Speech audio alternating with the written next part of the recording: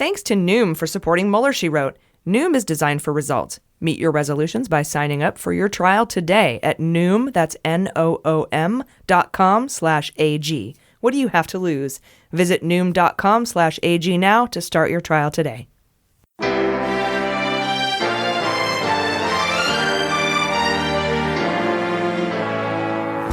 So to be clear, Mr. Trump has no financial relationships with any Russian oligarchs. That's what he said. That's what I said. That's obviously what our position is. I'm not aware of any of those activities. I have been called a surrogate at a time or two in that campaign, and I did not have communications with the Russians. What do I have to get involved with Putin for? I have nothing to do with Putin. I've never spoken to him. I don't know anything about him other than he will respect me. Russia, if you're listening, I hope you're able to find the 30,000 emails that are missing. So, it is political. You're a communist. No, Mr. Green. Communism is just a red herring. Like all members of the oldest profession, I'm a capitalist. Hello and welcome to Mueller, She Wrote. I'm your host, AG. I have my voice back. Yay. And with me, as always, is Jaleesa Johnson. Hello. And Jordan Coburn. Hello. It is our last episode of the 2018. And it's the season 2 finale, you guys. This is the season finale. We're so glad you joined us. I'm hoping you all had a great holiday. Where'd you guys go? I stayed home, but it was nice. I love the holidays because the streets are really quiet, so everything feels really mellow, but I do the same things, Netflix and chill. Nice. Yeah. You just do it with less annoying people around. Exactly. Honestly, I love it. I went to York, Pennsylvania to visit my mom. She just moved there. It was great. The outskirts of York, very racist. The downtown, though, very liberal. It's like a racism donut. Yeah. In the middle, it's just nice and not racist. We're the donut hole liberals. Yeah. That's good. Yeah. Yeah. It was good. It was I really like fun. donut holes. Beautiful city. Me too. But now that we're part of the Noom family, gotta watch out. No for those more donut donuts holes. or fun. No, you can have treats. Treat yourself. That is my favorite episode of Parks and Rec. Okay.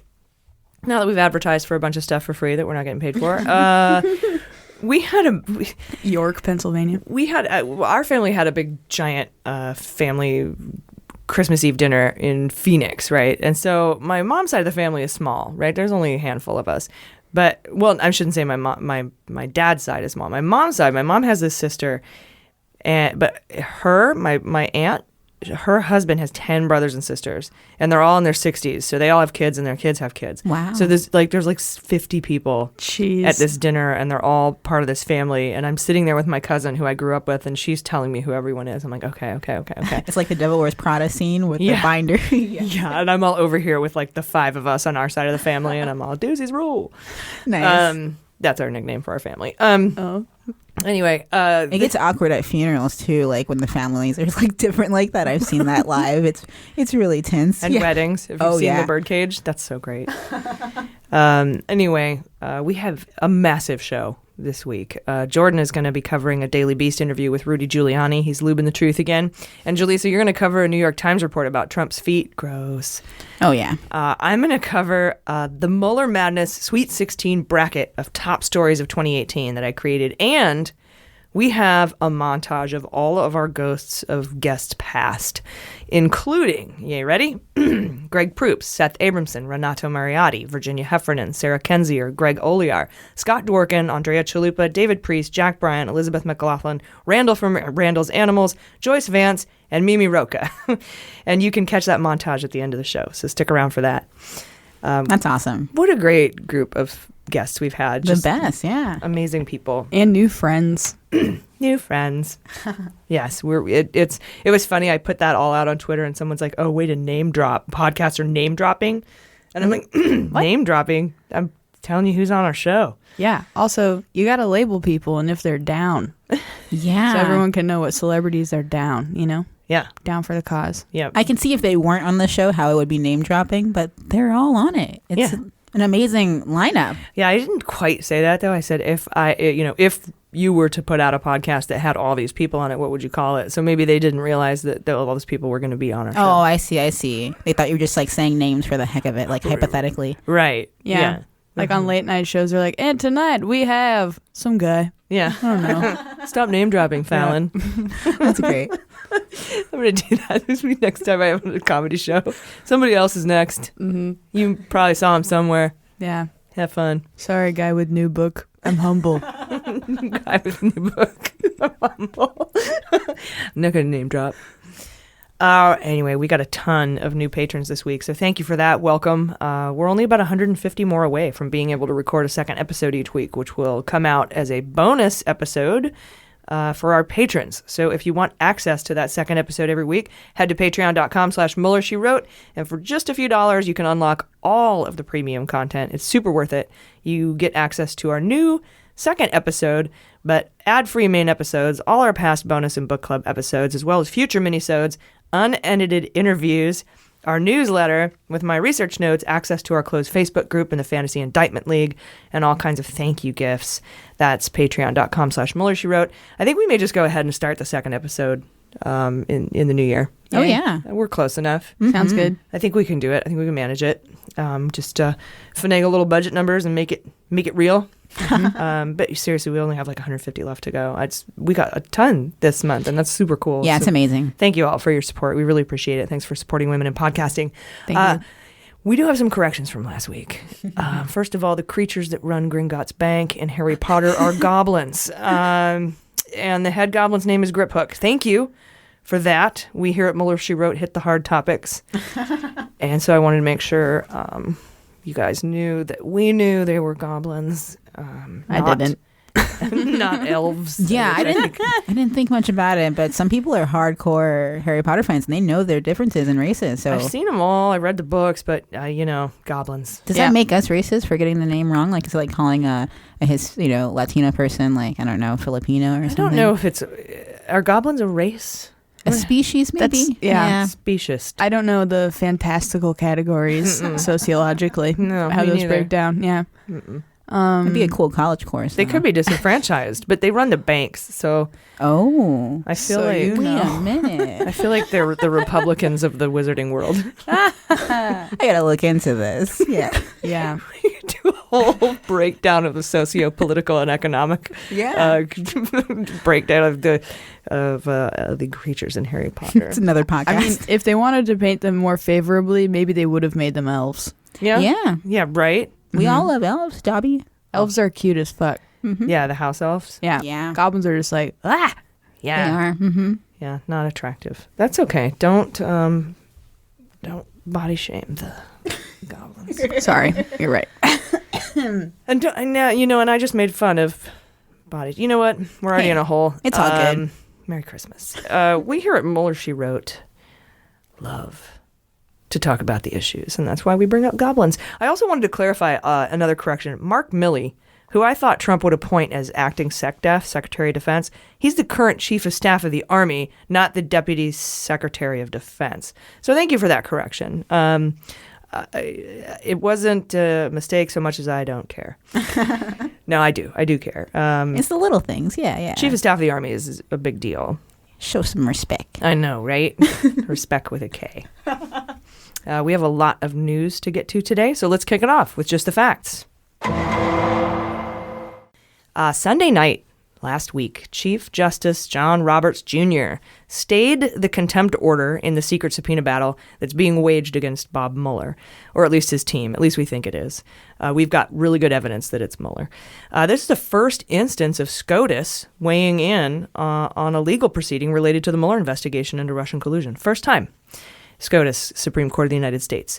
Roberts stayed an order holding an unnamed foreign state-owned entity in contempt for 1 week, meaning they won't incur any additional financial penalties for each week they refuse to comply with the Mueller subpoena. They were being charged $5,000 a week for not complying. This stiff $5,000. Oh, it's real big when you're talking about zillions of dollars. True.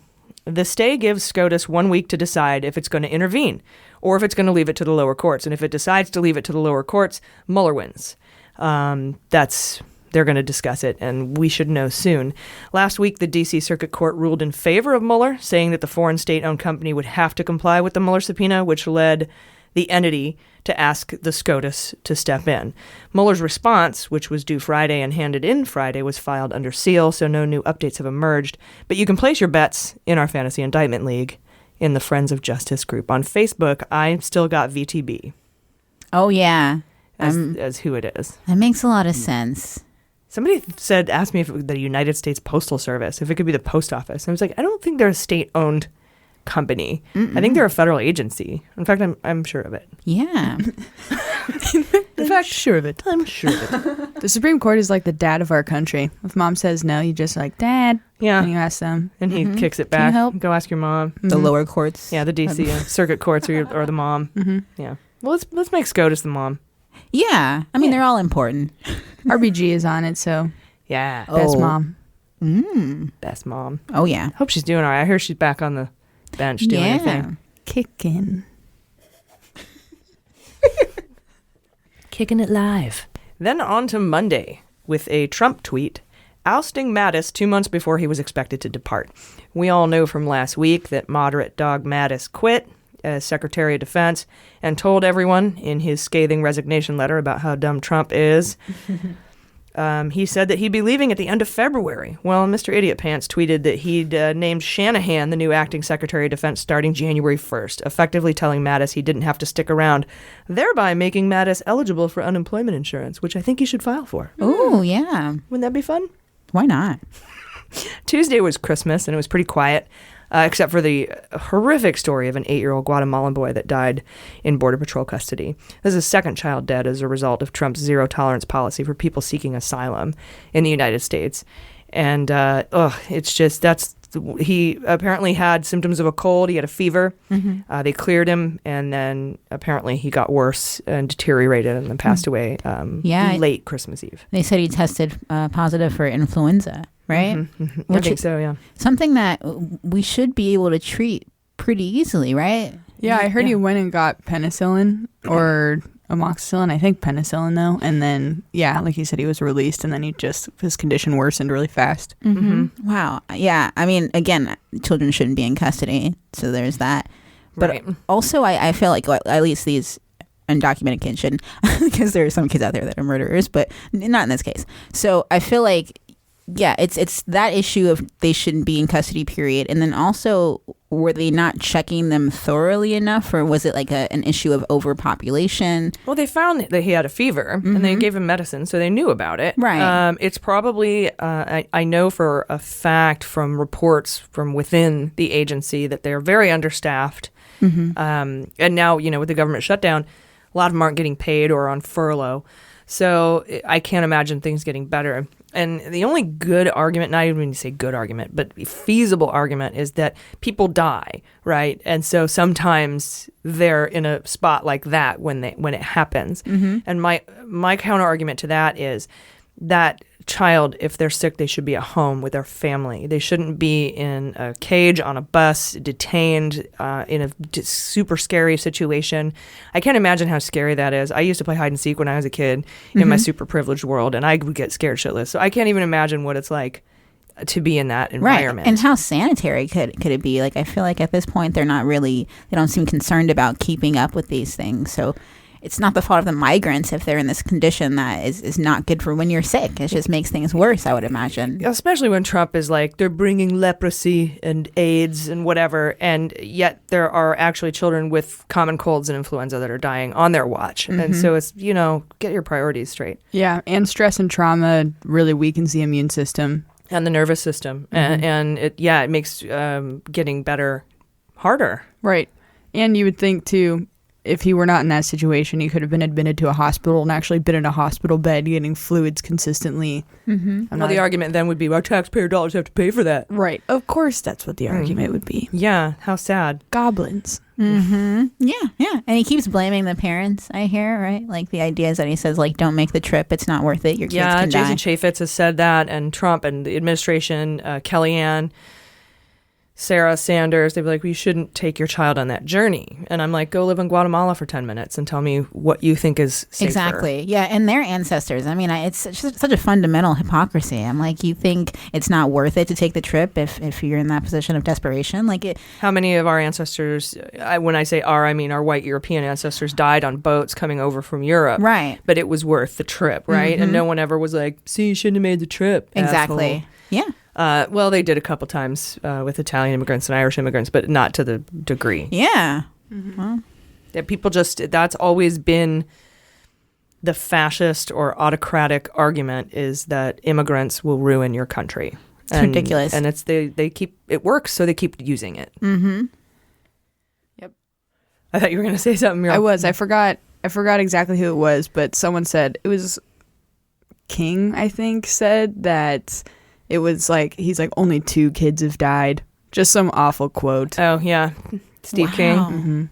It makes me really think about like what it must have been like growing up in Germany during that time when Hitler was in power. And people keep saying like, don't compare Trump to Hitler. I think it's like if Hitler could ever be so powerful, then, it only makes sense that someone like Trump could become powerful too, because I think Hitler was way worse, obviously. But Trump, it's logical that we're in this position. And I wonder what people at that time did when one person died or, 2 people died. Like when it slowly started happening, like, was it like, oh, it's just here and there? Well, the politics of fear is they're powerful. And that divisive utilization of fear of the unknown and fear that someone's going to take your job and fear that disease is coming and all just stoking that fear is a very powerful tool that people like Hitler have used. Trump is using it.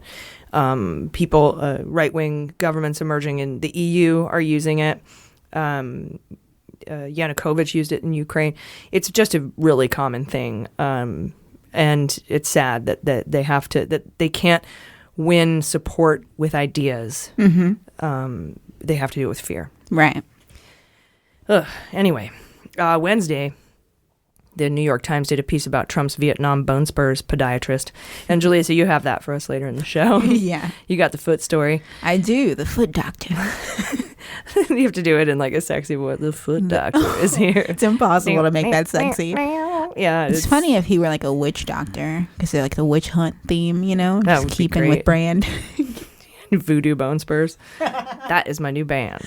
Nice. We also learned Wednesday that Matthew fucking Whitaker lied on his resume about being an academic All-American during his football days at Iowa. Good old football days.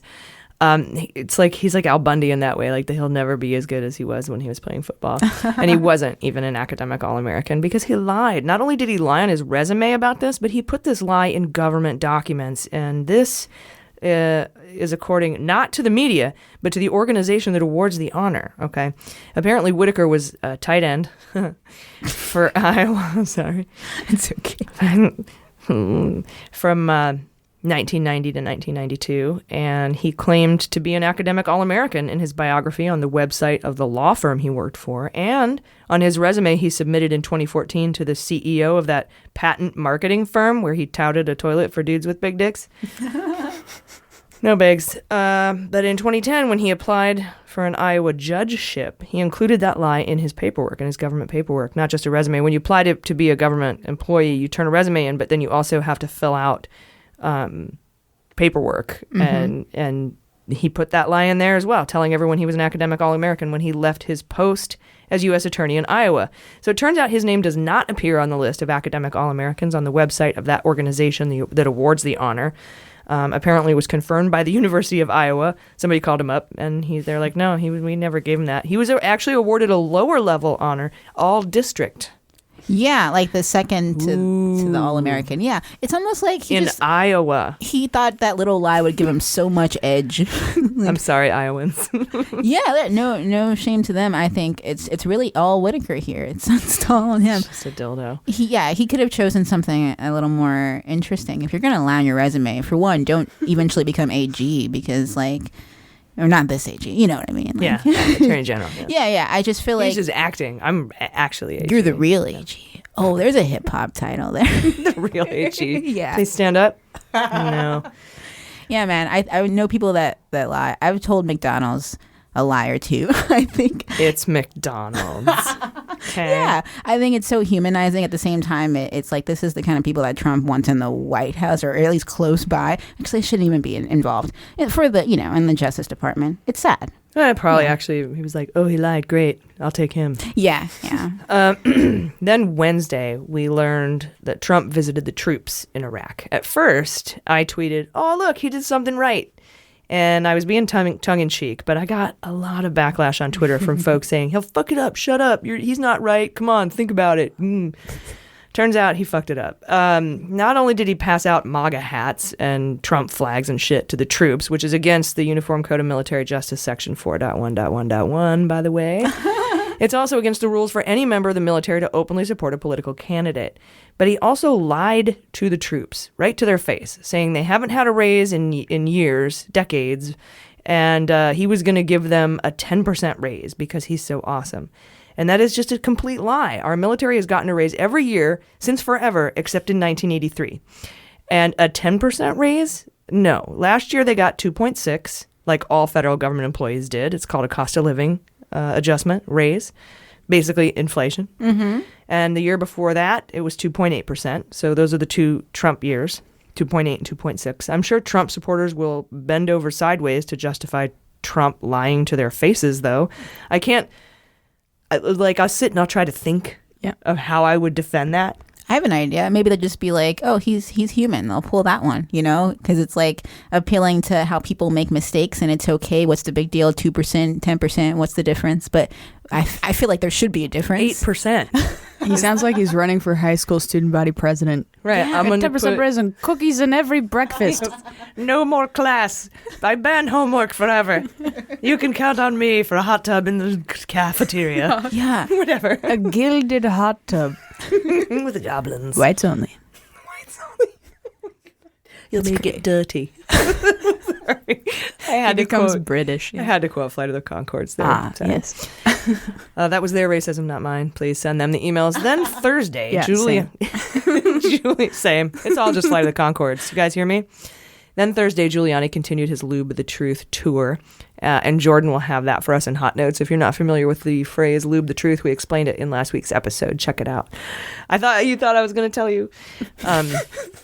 The big story Thursday. All right, I'll tell you. Lube the Truth. You want to do it? Sure. Yeah. So Lube the Truth. You cover the truth lubing. Yes, truth lubing. It's a concept where I think you even expanded it to truth finger blasting. Yes, truth. Yeah. To make it all encompassing, So lubing the truth is basically, as we know, these people, Giuliani, Trump, that whole caravan of idiots, they lie, withhold the truth, and then when it starts to look like Mueller and company is starting to get the truth out, they try to get ahead of the truth by actually going back on their word, usually on national media appearances, and then dropping little truth bullets just of you're going to hear this, so we're going to tell you now. We did say that. Yeah, that's what we've always said, even though they didn't always say that at all. It reminds me of a commercial from the 90s. There was this dog treat called Snossages. And this little dog would just poke his head up out of nowhere and just go, Snossages. And then, go back down. Yeah, that's Giuliani. Snossages. Right, right. And then it's all in this effort to make the devastating blow of the truth less shocking to the base, thus allowing everyone to carry on collusion as usual. I think it works on a psychological level, right? Even those of us that know the truth and believe the truth, we still find ourselves kind of jaded a little bit. And can you imagine how people that don't even believe the truth would find that this is not a big deal, It's the figurative manifestation of lubing something up. Mm-hmm. Like gears or ball bearings, you guys. It does not have to be phallic. Right. Okay. Although never mind. Not going to go there. Different podcast, different day. The big story Thursday came from McClatchy. I love McClatchy. Some people are like, ooh, they're sketchy. But they've not been wrong. None of their stories, their huge reporting, not been wrong. So this report came from McClatchy. They reported that cell signals put Michael Cohen outside Prague around the time of the purported Russian meeting that was reported in the Steele dossier, according to 4 sources. 4 sources, Trump, not just one anonymous source. Basically, a cell phone registered to Michael Cohen pinged towers in the Prague area in late summer 2016, leaving an electronic record to support the claims that Cohen met with Russian officials as outlined in the dossier. Cohen continues to deny he was in Prague. He actually, Scott Dworkin and Jennifer Taub, both past guests, like came at him on Twitter, and they're like, what, have you ever been in Prague ever in your whole life, anywhere in the Czech Republic ever and ever? No. It's like, yeah, but you told David Korn, that you've been to Prague 14 years ago, so what? You know, can't get a story straight. The phone went on its own. They are called smartphones. That's what they're traveling now without us. That's great. Well, those are some of the theories that we've talked about in a lot of the interviews that we had today. Those will be coming out in bonus content episodes. But there's two things that could be going on here. First of all, it's the area of Prague. It's not Prague. And this could be a very age-old Republican trick of semantics, right?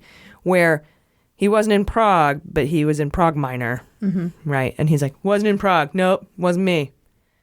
Prague-ish. Yeah, you were Prague adjacent. And that makes a lot of sense. Like I went back to Phoenix for the holidays, and my mom lives in Moon Valley, right, which is in Phoenix. But somebody be like, "Did you go to Phoenix?" Nope. Because in my head, I'm like, I was in Moon Valley, bitch. Yeah, and that would make sense for Cohen to do that. I wasn't in Prague. You know, it's just right outside. And that's where the triangulation came from. Yeah. And the other is that his phone was there without him, or a phone registered in his name was there without him. Because as we know, when Cohen's shit was raided, his hotel, his home, and his offices by the FBI this past April, I think. Can't remember. It's been a long time. They confiscated 16 burner phones. That's right. Which leads me to believe Cohen doesn't understand how burner phones work. Like, you're supposed to get rid of them after. He hoards them. So he could have been responsible for the burner phones for the Trump team. And he put them in his name. Another smart move. And maybe it was Junior or Ivanka that was over there, or somebody else was sent to make these payments and had these burner phones with them. But the Russian intelligence, they call it SIGINT and HUMINT, which is signal intelligence and human intelligence, says that Eastern European intelligence agencies picked up and intercepted conversations between Russians, Russian to Russian, that Cohen was in Prague. And that's what led them to investigate the cell phone tower pinging and all that other stuff. Oh, snap. According to these sources, four sources. Well, I those are all compelling theories, like him being Prague adjacent, him not being there but being in charge of the burners. Any of them would make him more complicit. Yeah, but you can put beans on the fact, and I put beans on this. I guess this is conjecture, but you can put beans on it. A phone registered to Michael Cohen was in Prague in the summer of 2016. Yeah, right? that's what it is. Bottom line. What was surrounding it, how that happened, we'll find out. I don't know. Yeah, I think he was there. I saw an interesting theory on Twitter that was basically Mueller knows everything, but Cohen isn't. They're not divulging anything explicitly, so they don't throw off the trail of any other investigations that are going on, basically. I like that theory, but I also have an issue in that if Mueller had asked Cohen not to say anything, he wouldn't say no. He would just say nothing. Okay. He certainly wouldn't say, I can't confirm or deny my visits or not visits, because you went if you said that. Yeah. I don't see Mueller telling anyone to lie to the public. Right. I think the burner phone being in someone else's hands is most probable. That's what my beans are on. Yeah. And another weird theory I heard too is that in like some sort of weird foldering attempt where you put a message into a phone, shut it down, send it somewhere, and have it open it up and read the message so that it's not sent through, interweb radio waves. How is it? Light travels on the speed of light. I have no idea. Travels on a beam of light. I'm intrigued. No, but so it doesn't hit any internet towers or whatever, or internet IP addresses. Or anything, so you can't follow it. Yeah. But then that would mean that Cohen forgot to put it in airplane mode, so that when the phone was opened and turned on, it pinged a cell tower. Like you're supposed to, if you do that, you're supposed to put it in airplane mode so that it doesn't go bing bing, I'm here. Right. Either way, he messed up. But the Russians say, and Steele says, that he was there. And so I kind of think he was there. Yeah. I mean, what would Russia gain from saying that he was there when he wasn't, besides just chaos, which I guess is a good enough reason for them. That's the thing they do. So that's their favorite. That's their favorite. Chaos, my favorite. iPhone should change airplane mode to committing crimes mode. There you go. Spy mode. Yeah. Don't ping a tower. CC mode. Anyway, let's see. What else do we have? Thursday, a disturbing new report came out of the Mueller investigation in a filing to the court by Concord Management. That's one of the Russian entities indicted by the special counsel this year. The filing alluded to a nude selfie collected by Mueller and sent to the Russian entity during discovery. And I don't want to think about it. Everyone's like, is it Butina? Is it Trump? I don't want to know. If it's Melania, we already seen that online. Yeah, she wouldn't do that. She just give you a link. She would. She's proud. I love it. In the most recent motion, the lawyers for the Russians asked the judge to lift the order banning them from sending the discovery onto Russia. So the Concord Management wants to get all the discovery they got from Mueller and send it to Russia. But the Thursday filing, the Russians opposed Mueller's request to provide classified information to the judge that would justify the restriction. So they wanted to send all Mueller's shit to Russia. Mueller says, you provide me classified information that would justify this restriction. Mm-hmm. Mueller's request states that releasing the information to the Kremlin would reveal our surveillance capabilities. So, you can't do that. And that's how the nude selfie came up. Mm-hmm. The lawyer for the Russian asked in the court filing, how possibly could the methods of obtaining intelligence capabilities come up with a bunch of spam emails and nude selfies? How would that reveal intelligence secrets? And I'm sure Mueller will win this filing, so put naked beans on that. But for anyone really interested in who this naked photo is, it's probably just a person sending a dick pic to a Russian troll, guys.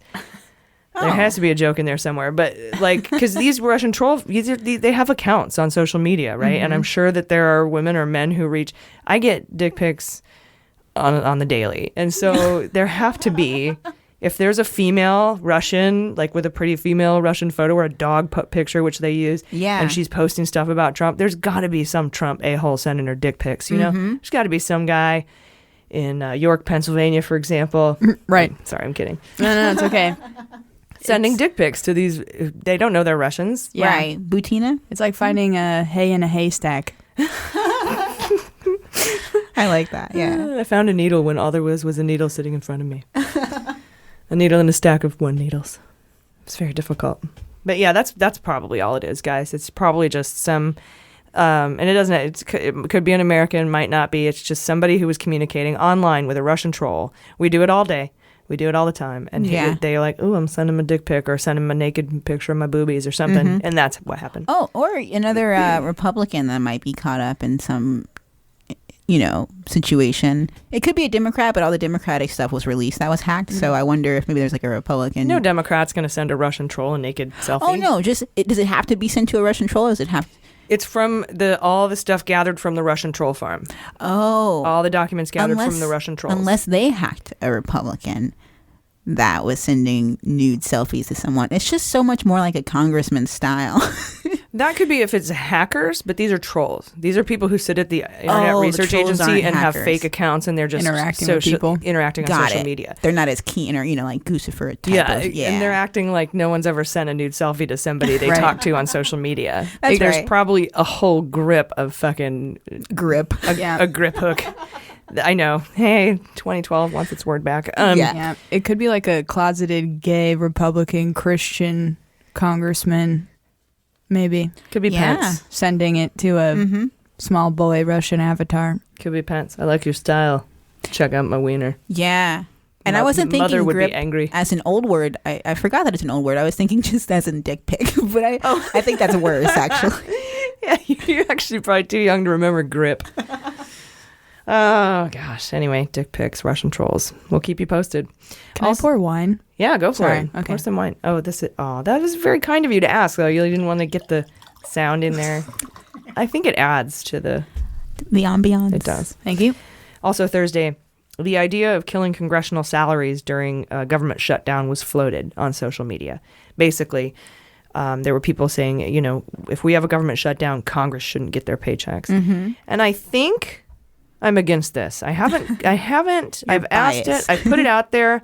I've asked, change my mind. I'm open to arguments. I'm not trying to be a dick about it. Like some people are think that you're, how you'd be like, change my mind, fight me. No, I really, if you have an argument, I'd love to hear it. I have one, a quick one if you want it.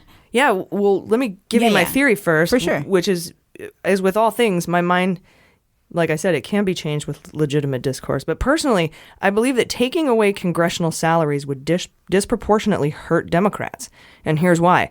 The people Democrats would be trying to punish by not paying Congress during a shutdown are the rich tax-dodging bourgeoisie super PAC Citizens United assholes. And those people would then have leverage over the newer, younger members of Congress who don't have as much money, who haven't sold out, and who don't have like 12 shell companies and a Cypriot bank account full of laundered money during budget negotiations. And I realize that Ocasio-Cortez is advocating for this too, because she's saying it's the principle of the thing. But I personally think, and I could be wrong, again, change my mind, we need to stop enacting philosophical and principled ideals that hurt Democrats politically. I'm not saying take NRA money, but I'm saying let's not strip congressional salaries from a group of people, mostly young Democrats, in the name of doing the right thing. And I can be talked out of this. I can be talked off the ledge if you can present an argument. So, Jaleesa, what's your argument? Yeah, and I love the points you made. I never considered that because I just don't have that understanding of government like you do. But I do still feel like people fundamentally would do more, even if they're on the right side of it, to do more to fix the issue if their paychecks were on hold.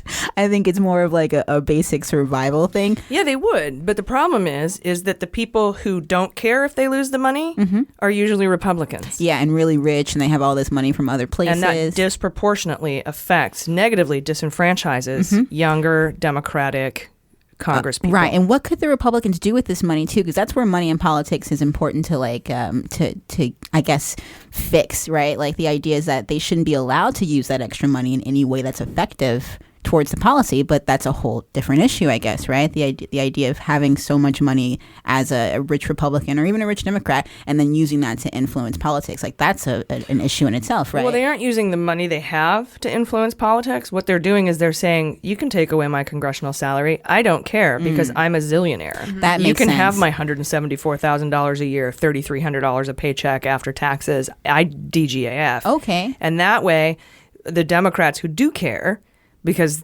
that's their salary, and they don't have all this money, don't have that leverage. And it would give leverage to rich people who don't care if the government is shut down, much like Trump doesn't care if the government is shut down. That makes sense. And to that, I'll just say that they seem like they already don't care, right? Like they already don't seem too fazed by the shutdown because of that fact, right? Well, so you're not taking their salaries away. Right, but it's such a small dent in their income that I think they don't care either way. It wouldn't sway them. It might just sway the Democrats more, which it sucks to think that it would be affecting the people that are on the right side of the issue. The Democrats never want to shut down the government. They never do. That's the point. But I think you're only giving leverage to people who don't care and want to shut the government down or don't care if the government gets shut down. Are all the Republicans that rich? There might be a couple of them. I'm hoping, at least. Now I'm just like spitballing, but I feel like there might be some that would be swayed to do more. But I see the problem with that. It's tricky. It's very hypothetical, like you said. No, probably not. However, a disproportionate amount. Just like when you try to say that you have to have an ID to vote,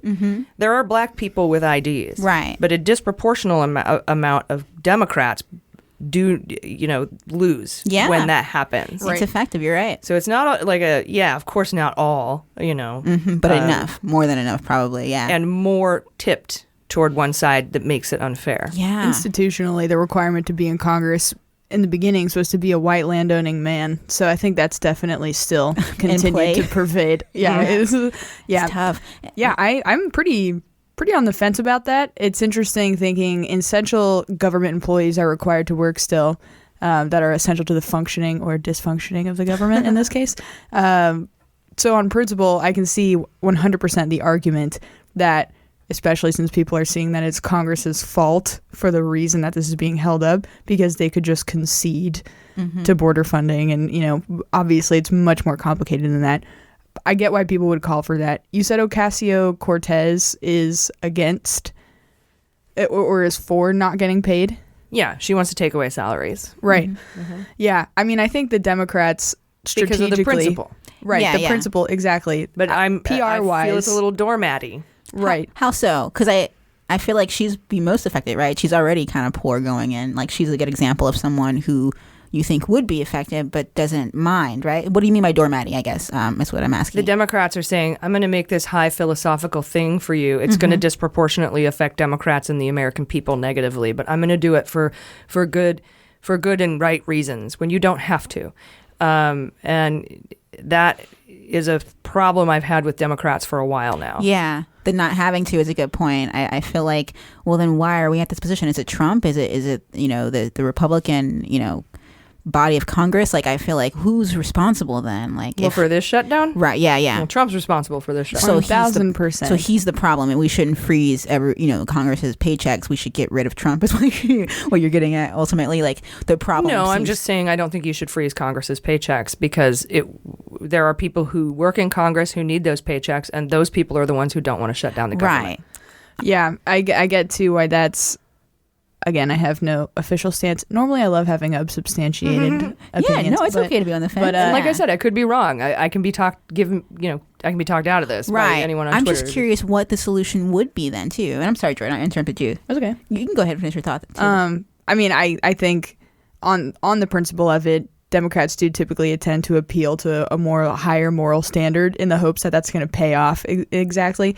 And this, which, like you said, it kind of doesn't sometimes. And when you say doormatty, sorry, you mean you're handing you're basically, for a philosophical ideal, you're handing an advantage over to the Republicans. Totally. And it's kind of like, it further works to sort of subordinate their own power.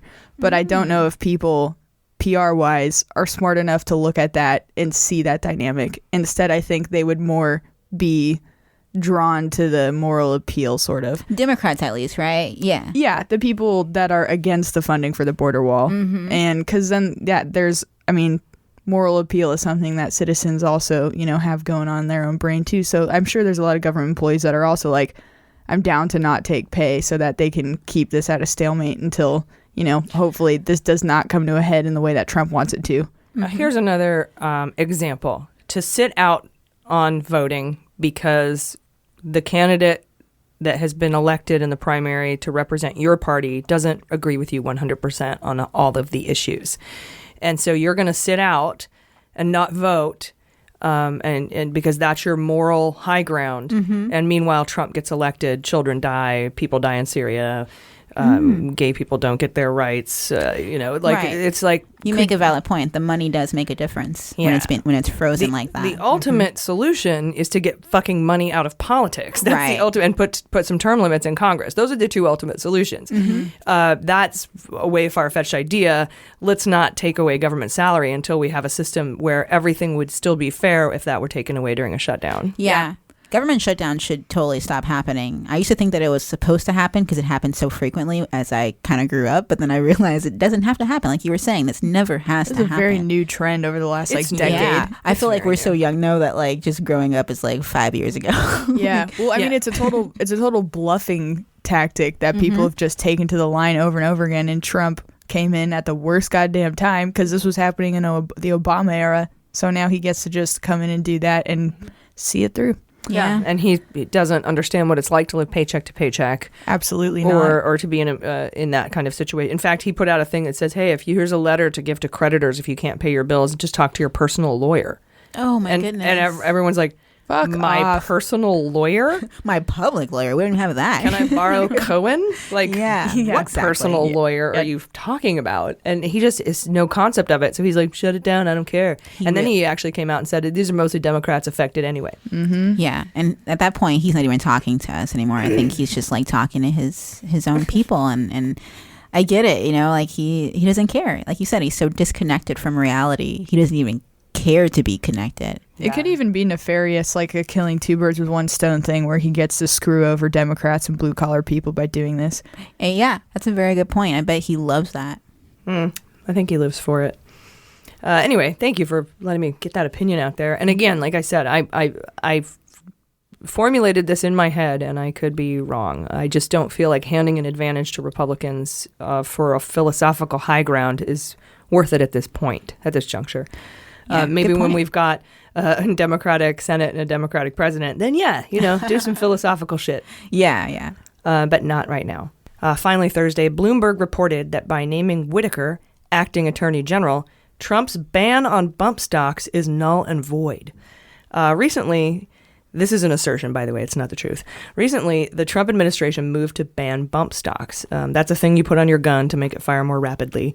And Bloomberg's John Steingart says that the Justice Department can't ban bump stocks because Matthew fucking Whitaker lacks the authority to hold the position. That's his reporting. This is part of a lawsuit filed December 26th, day after Christmas. Merry Christmas. And it's one of a bunch of lawsuits challenging Justice Department decisions based on the fact that Whitaker is illegitimate. Oddly, this is coming from a lawsuit filed by the right-wing group Firearms Policy Coalition. So how fucking hilarious is this? Gun rights fuckfaces are suing to stay the ban on bump stocks because they say Trump's pick for acting Attorney General Matthew Whitaker shouldn't have been put there. It's how ironic would it be if the lawsuit that booted Whitaker was a gun rights organization? I would laugh so hard in Trump's stupid face if this resulted in the removal of Whitaker, knowing the ironic deliciousness of Trump, who is beholden to the NRA and gun rights advocacy for funneling Russian money into his inaugural fund. If he lost his anti-Mueller walking dildo over a lawsuit filed by a gun rights organization, would be so amazing. I can't wait to see what happens in this case. Because who knows how long Whitaker will be acting AG. We know he's got a 7-month limit. If any of the other courts and lawsuits he's embroiled in find him fit to be there constitutionally. But even Trump's new pick for AG, Bill Barr, might not get confirmed unless he recuses himself from the Mueller probe, which would no doubt make Trump's butthole pucker, because recusal from Mueller oversight is the entire reason he fired Sessions to begin with. Not to mention, the bump stock ban is the first time since the Brady bill, I think, that anyone came for your guns, and it's a friggin' Republican. I can't get enough of this story. Yeah. Sorry, go ahead, Oh, no, Jaleesa. I was just going to say there's been so many shootings, like, more and more each year that, yeah, if a Republic gets in power in 2018, they're going to have to answer to that. Right. I think the NRA's funding, it 100% is going down. I heard that they're almost going bankrupt, whatever the fuck that means for them. Fucking rich-ass motherfuckers. Low on bullets. Yeah. They've only got $1 billion left. Right. So I wonder if it's one of those things where banning bump stocks they've calculated is something that they need to do in order to retain the support that's necessary to keep going forward. And that's why they're going against them not being able to push that through, because they're in like dire straits right now. Well, I brought this up a couple weeks ago. I can't remember. But somebody, it might not have been on this show, but they're like, they're banning bump stocks. Yeah. And I'm like, big fucking deal. I'm sorry. Yes, it'll help. No, it's not going to stop mass shootings. It's not enough. You need to ban assault rifles. And that's just how it goes. Brady bill. We need that back in action. It lapsed and we need to redo it. So I've always been like, banning bump stocks, I guess it's like you're like, please stop killing people. And they go, here, have some cake instead. And you're like, oh, cake's good. Yeah, and we're supposed to be sated by this bump stock ban. And so it might have been a situation where they're like, we got to throw them a bone. Like you said, either to continue funding coming into the NRA and donations coming into the NRA, because normal people are like, can we just get rid of bump stocks? It's like saying, you know what, we're going to ban nuclear weapons for purchase at Walmart. And you're like, oh, thank you, good sir. Right. And I think the best part, like Jordan was saying, not the best part, but the most effective part would be to rally up the base through anger about it, right? Like you were saying, just because they're like, oh, they're taking away our guns, even though they're really not. And then they start donating to the NRA because they're scared, right? Like, yeah, but base. with a Republican in office. Exactly. That's fucking hilarious. Yeah, because for 8 years, they were like, Obama's going to come for your guns. And he never did. He never banned a goddamn thing. And now here we are in the Trump era. He's banning bump stocks, which, by the way, isn't taking away your guns. Right. But, now they're like, oh, it's funny to me. And they'll probably kind of move the goalposts, Republicans and gun rights activists be like, well, they're just bump stocks. They're not actual guns. So you're like, whatever. It's a testament to how big that organization is, too, because typically people aren't subject to getting pulled more to the left, that's usually something that's reserved for like political representatives. Usually lobbyists get to be very pointed and they get to stay on their course, but they're so big now, they're privy to the entire like the hundreds and millions of people that are their base. They're losing money, they're going under, desperate. What's it like? I don't know, it just makes me happy. Oh yeah, it's the best. It's the best. Then Friday, Politico published a piece saying lawyers for Trump are invoking the government shutdown to delay an emoluments case against Trump in his D.C. hotel. The government's brief in this case is due January 22nd, but Department of Justice lawyers have asked to table the case during the shutdown, which gives Trump a really weird incentive to keep the government shut down for as long as he can. The case is on hold indefinitely. We had poked Trump on Twitter to remind him that the shutdown does not affect the Mueller probe. Remember? We were like, hey, just want to let you know, Mueller's funded through next year. But knowing the shutdown prevents the emoluments case from moving forward could provide the reasons Trump backed this shutdown in the first place. And how long does he think he can keep this up? The rest of his presidency? That's ridiculous. Like, he's desperate, like you were saying. He's desperate, and they're all complicit, too. Yeah, well, the shutdown, 800,000 employees are either furloughed or not being paid. 31.8% of the workforce, that was 2 years ago, it's probably more by now, are veterans. So, just another reason he loves veterans. I'm sure we have listeners, too, that fall into those categories. So thank you for still working and doing those essential jobs, even though you're not getting paid because of this fucking idiot. I'd actually would love to hear those stories. I was just going to say, I was reading on Reddit people's testimonies, and someone said that they're a prison guard and their wife is a prison guard too, and they're just sick of every year or few months getting their paychecks frozen. And at first they were blaming the whole Congress. They're like, screw Democrats and Republicans. And then Reddit was like, actually, it's the Republicans. And they were like, oh, my bad. Like they had to be informed. But a lot of people are too busy. They're just working their jobs to know exactly who's at fault for this and who's really driving this and who needs to be driven out because of it. I think they're just thinking that politics is like, they want to be jaded to it all. But just watch the video on December 11th of Trump saying, I'll own the shutdown. I'll shut down the government.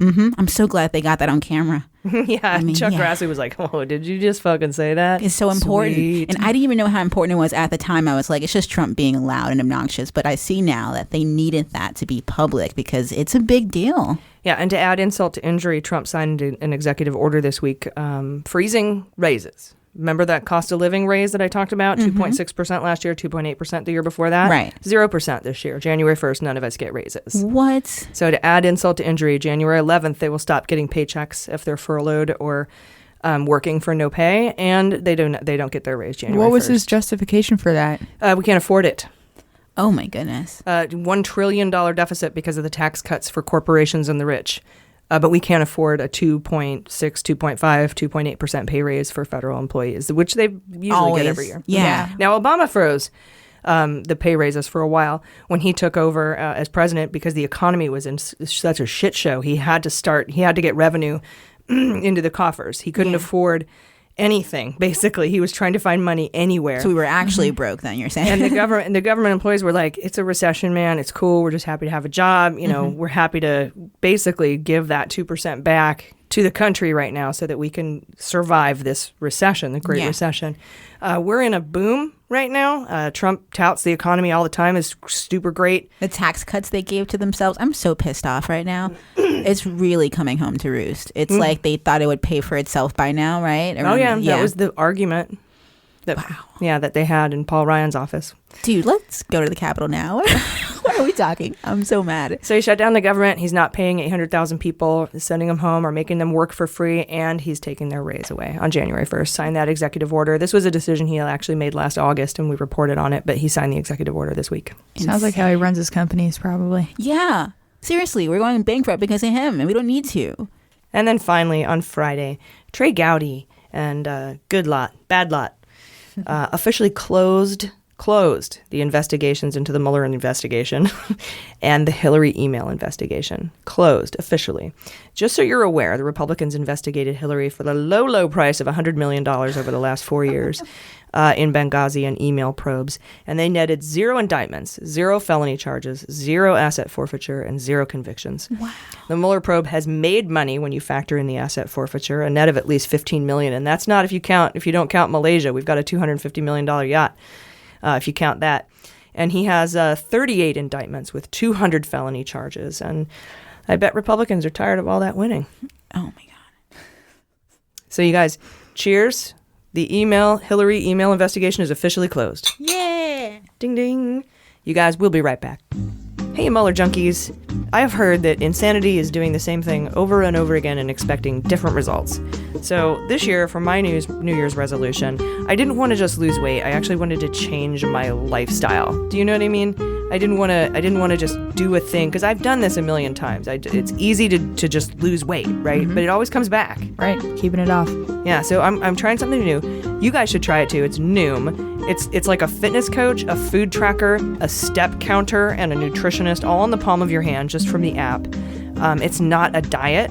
Like I said, it's a lifestyle change. It's focused on self-care, which we're really big on here, and psychology. So there's no guilt and there's no shame, because we all, we make mistakes, but they don't consider them mistakes.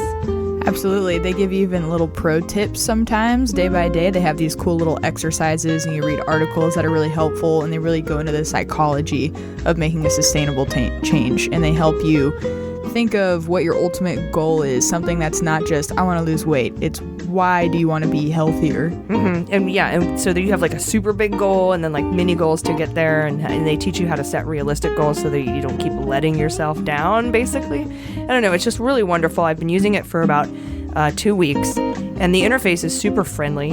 I love the food tracker. They make it really simple to log your food. Definitely. And there's also a step counter integrated into the app, so it actually adds the calories back onto your calorie budget for you that you can eat if you've walked a lot that day. Yeah, and there's a little do more where you can add any exercise that you've done that day. So that way, if you like we say, listen to the pod, get on the elliptical, you burn 700 calories, you put that in there, you get 700 more calories for the day. Yeah. It's really, I really like it. It's working really well so far. Same. It makes it like a game. It makes it a lot more fun than just, okay, don't eat and exercise a lot. It totally changes the game. So Noom is designed for results. So meet your New Year's resolution by signing up for your trial today at Noom, that's Noom.com/AG. What do you have to lose, right? Visit Noom.com/AG to start your trial today. Again, that is Noom.com/AG, and start losing weight for good.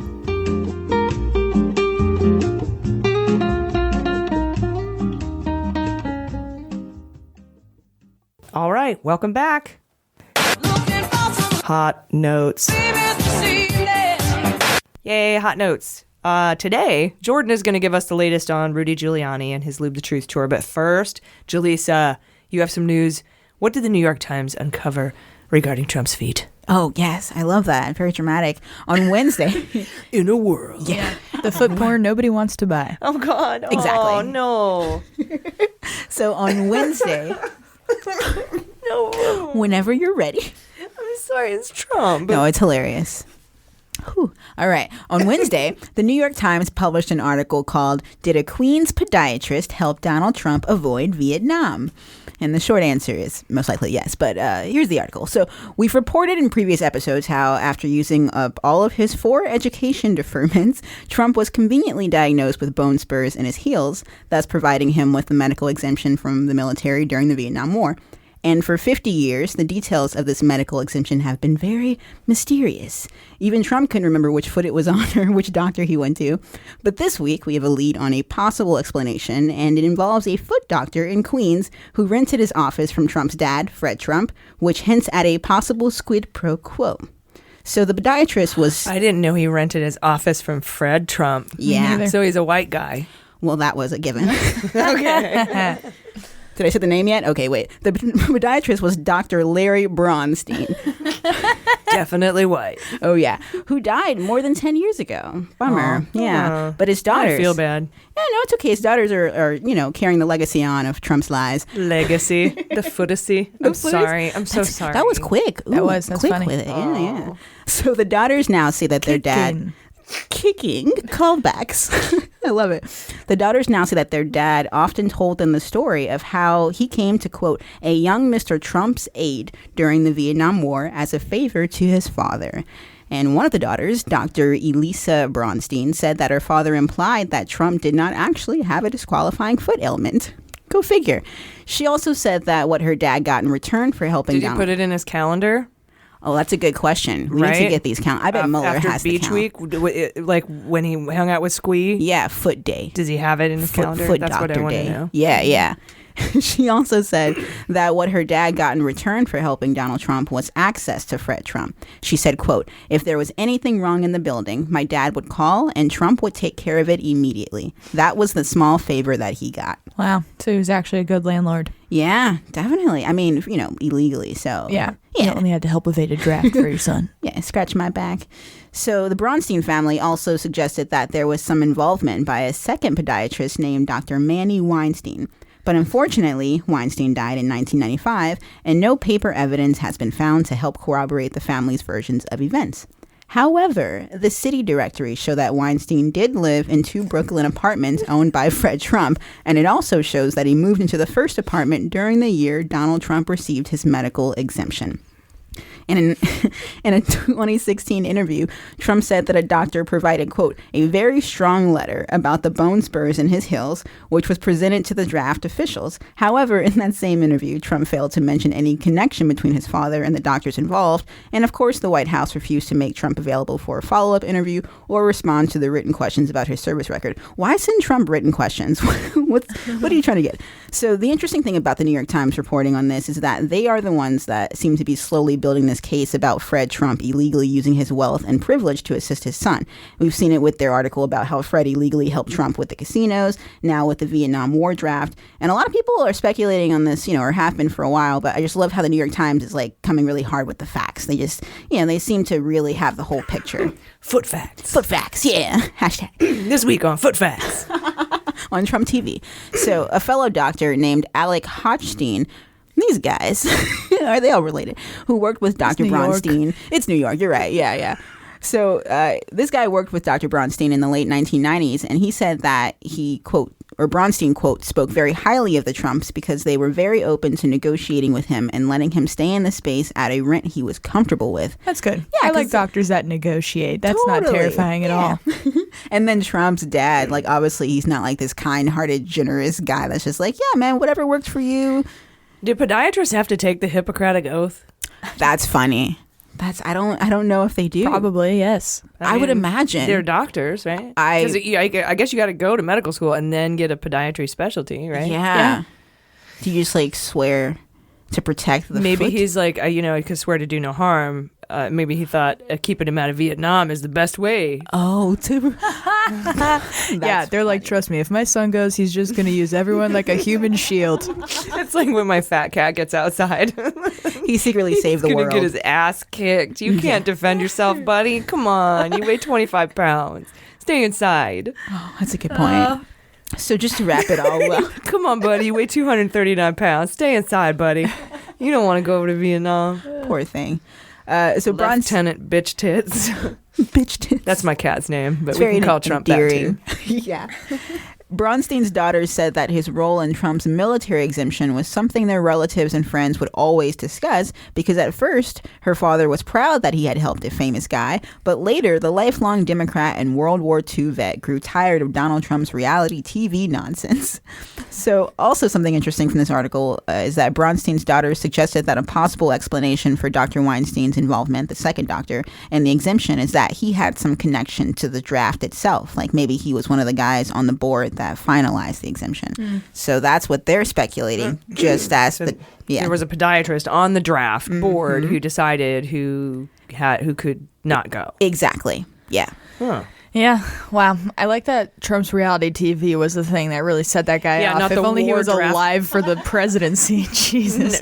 But it wasn't the draft dodging World War II veteran. Right. Yeah. That it wasn't the draft. Although I will say that I feel like, but I'm not sure because I wasn't alive at the time. I was dead at the time. The World War II veterans didn't see Vietnam as like a quote unquote real war, So maybe they were like, yeah, I'll help you not go to Vietnam. What a bullshit piece of shit war. Right. Or he's seen the horrors of the war and he's like, I'm going to spare you. Yeah. Either way, illegal. I'm saving his life, right? Like, do no harm. That's maybe the way he saw it. I can see that logic. And he also was a Democrat and Trump was a Democrat at the time. So there's, the whole camaraderie, unfortunately. People forget Trump was a Democrat. I know. Yeah. He probably thought this was like a good chap. Back when Democrats kicked black people out of apartment buildings. Yeah, classic. Those were the days. Yeah.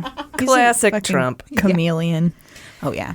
But not as majestic. Oh, no. Not with the eyes that go different directions. Is that the Bird Box creature? Is that really creepy? I haven't seen Bird Box. I haven't seen it either. They never show the creature. I thought it was some weird thing that we were going to advertise for. Like, yeah, I had a tweet today that was like, today I learned that Bird Box is not a live bird monthly subscription service. Exactly. That's great. I've seen that tweet like a million times. I love it. Oh no, I have to delete it. Now I'm a hack. Oh yeah, that's an old one. Oh no, I didn't know that. That's a good week old or so. Oh man. Damn, they're too quick for us. All right, deleting it now. I will not be a goddamn hack. Well, wait, was the person who tweeted? Oh wait, I don't know if the person who tweeted could have been was more Jordan. famous. Well, definitely either someone way. else. Okay, I'm deleting it. We'll I'm solve kidding. this We problem. we don't do it by fame. Okay, it's gone now. We do it by everyone. who did it first. I liked it though, Jordan. Hey, great minds think alike, It's right? a good Thank joke. you. Yeah, I mean, it is. I should have known it was too good to be true. I hate that when you write the most Delete. beautiful joke and you're like, that has to be taken. Yeah. And then you Google it and it is. All right. Anyway, let's see. Yeah, I was wondering myself what does the Foot story have to do with Mueller? Right, and I think it's just connecting the lies the family have been covering up and just their behavior. It seems because otherwise, I don't know what else. I do. What do you think? Mueller didn't dodge the draft. Oh, it's a personal thing. It's personal for me. Okay, fun fact about Mueller. It's personal. Something we haven't said on the show, I don't think, but I heard on the news this week is that Mueller actually did a medical examination, I think a year before he actually went to war, and they said that he had a knee issue that he had to get healed, and once it healed, he went back to the doctor and said, okay, am I ready for war now? He actually had a legit medical reason to not go. But he still went. He didn't even drag it out. Nope. That's incredible. I know someone that's such a badass, and I can't say because I don't know. Maybe it's not smart to say who it is. Whatever, it doesn't fucking matter. This person has a peanut allergy. Yeah, and they've been lying the whole time about having a peanut allergy because they want to serve so badly. Oh. So they've been trying like a pretty bad peanut allergy. Not like they have peanuts and they immediately die, but they have like a whole fucking reaction and they carry an EpiPen and everything. Wow. And they've been slowly feeding themselves like peanut butter sandwiches over the course of their life, trying to like desensitize themselves to the peanut allergy because he wants to serve, and he does serve, and he's a fucking badass. But anytime there's like peanuts in the MRE and stuff, he just has to like not eat it. I'm not hungry. And, yeah. What if they throw peanuts like the enemy? That is. I didn't know peanut allergy could keep you out of the military. For what he does.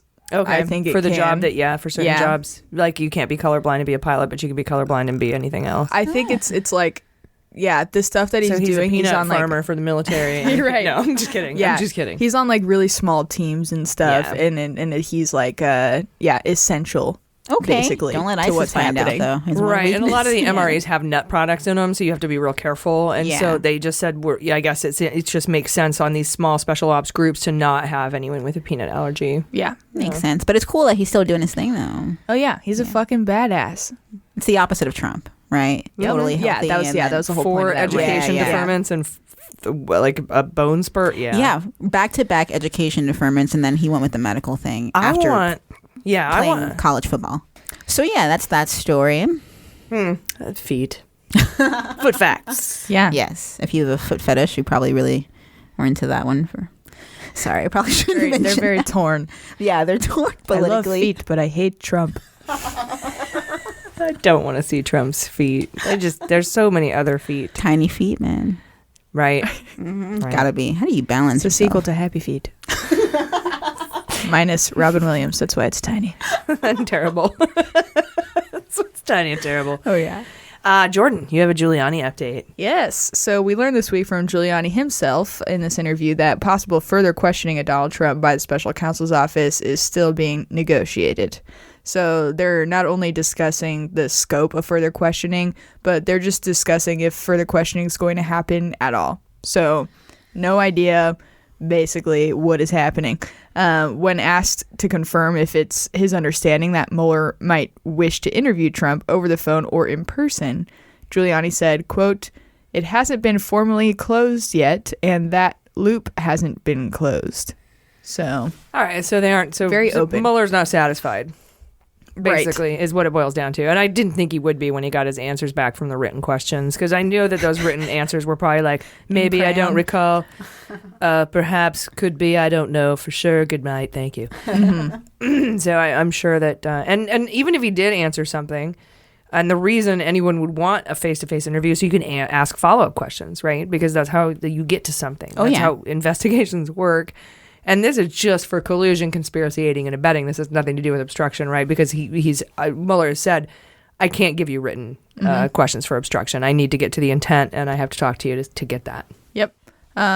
Yeah, exactly. So no dates have been set for anything officially, but obviously this would be like a Have you set a date? Yeah. Have you set up to save the dates? Oh my God, yes. Save the dates. Trump is being questioned by a grand jury. That'd be amazing. obviously it would be a huge deal if Trump was going to be questioned over the phone or in person specifically, because he has like a self-destruct timer that goes off after 7 seconds of speaking in the flesh every time. It's like, I can't not lie. I have a truth disability. Norman coordinates. Perjury trap. Smoke comes out of his head. Yeah. If only he was a robot, that fucking scientist would be so ashamed of himself. Mm-hmm. Or just like, this is amazing. He's a Russian scientist. Yeah. Like he made him watch like the Blue Collar Comedy Tour. And is that for Bill 1,000 Engvall hours or something? Yeah. This is the president. Like get. Larry the Cable Guy, does he go with him or something? Yeah, Ron White, Larry the Cable Guy, Bill Engvall, those guys. And then, you remember, have you seen all the things where we watched, we made AI watch 1,000 hours of Friends and write a Friends episode? No way. Like, yeah, this would be it. This That's would funny. be that version of that. We That's sent AI to 17 rodeos, and now actually I shouldn't barrel. I love rodeos. I used to barrel race. I can't think of a good thing. Anyway, Yeah. So we watched 1,000 hours of Fox News, and we came up with a president robot. love that. I mean, I hate that, but love that. Yeah, and so just a reminder that earlier this month is when Giuliani said that Trump would sit for an in-person interview over his dead body. Sit. And then added, but I could be dead. So maybe we're just seeing the ghost of Giuliani now, thus giving him his new nickname, Giuliani. Yeah. Rudy Giuliani. So I was thinking, like, how likely is it that this interview is going to happen in person or over the phone? Well, CNN earlier this month reported that Mueller definitely wants the questioning to happen. Trump has been telling everyone in his inner circle that he hasn't made a decision yet, as if he really has a choice in the end, but Mueller will placate him for now, I think, and keep doing what he's doing. And Trump also said last month that his written answers to Mueller would probably be, quote, the end. Cue judge saying, I'll be the judge of that. I'll be the judge of that. Call That was back to such last a week. funny joke. Yeah, I don't know, man. I feel like I think that if I were Mueller, I would subpoena him. And he actually, we did our book club about Fear by Bob Woodward, that last chapter two. I think it was actually short chapter 42, where they were talking about, I'm going to subpoena him. Mm-hmm. And Dowd just goes off on this weird. Right, he freaks the fuck out. Yeah, you can't, I'm going to show you, mark my words. And he's like, calm down. Right. Calm down, Dowd. Yeah, nice courtroom etiquette. He's like, but I need to talk to him. So I wouldn't be surprised. And we did think that the secret subpoena battle was Trump for a minute. It's not. It's a foreign entity, state-owned entity. But I really think that Mueller's not going to be satisfied without a face-to-face interview with the president, particularly on obstruction. Absolutely. And yeah, just like you said, because Mueller's been watching him. He knows how he answers questions. This is the ideal environment to get a case. I won't even say to get a case against him, because that would imply that Mueller has some sort of ideal outcome in mind. But yeah, Mueller just wants the truth. Yes. And he's not trying to trap him. He just wants the truth of it. And I feel like Mueller would let something slip to get to the truth.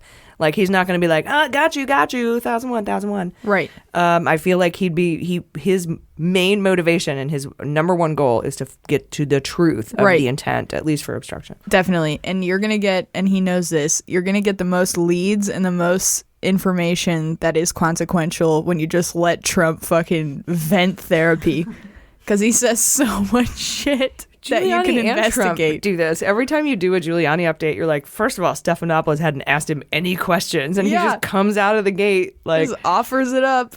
It's like, all right, dude, thanks. Didn't even ask about that. Same thing with Lester Holt when Trump said he fired Comey for the Russia thing. He's like, didn't ask, but thanks for the info. Yeah. And speaking of Giuliani, on Wednesday, he said, quote, negotiations haven't formally ended yet. They haven't ended because it's not just my opinion that matters. There are other lawyers involved and the President of the United States, of course. My opinion is I don't trust them. I look at how they treated Manafort, Flynn, and Corsi. I love that he just listed off 3 criminals. Yeah, he lists off 3 criminals, 2 of which have already undergone sentencing proceedings. Flynn is to come next year. And I guess Corsi is a TBD criminal. But I think we all know how that's... We all know how that's going to turn out. Oh, yeah. I don't know if he'll go Nunberg or not. Half Nunberg, full Nunberg. We need Maya Wiley to speak to him. We just do. We need her to talk him off a ledge like she did with Sam Nunberg. She's an expert at that. That should be one of her little credits now when she gets on those shows. She is. She's so good at that. Dude, she must have been so satisfied in that interview with Nunberg. Oh, God. Just like, this is fucking gold. This is lawyer gold. We're like, this is comedy gold. She's like, this is legal gold. Yeah. So good. Legal commentator gold. Yep. All right. So Well, that's thank it. you. Thank you for that reporting. You're welcome. More Lube the Truth. I'm sure there will be more next week. Yeah. All right, sweet. You guys, for today's Hot Note, I have created a Sweet 16 bracket for the top news stories of 2018. So it's time for Mueller Madness.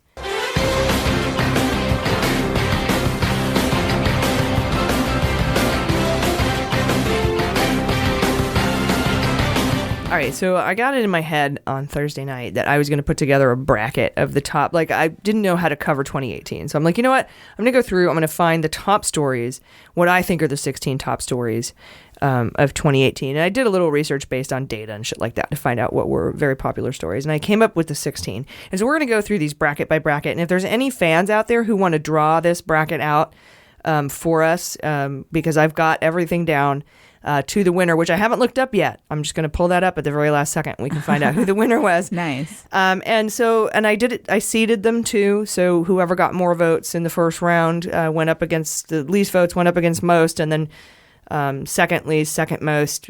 Back down the way they do it. Right. I don't know why. Because they make for better games. Yeah. Anyway, the first bracket was Butina. That's the Russian Red Sparrow, basically. Yeah. / Butina. Butina. Yeah. Butine. That's Erickson's girlfriend. So I want to talk about her indictment and plea agreement, right?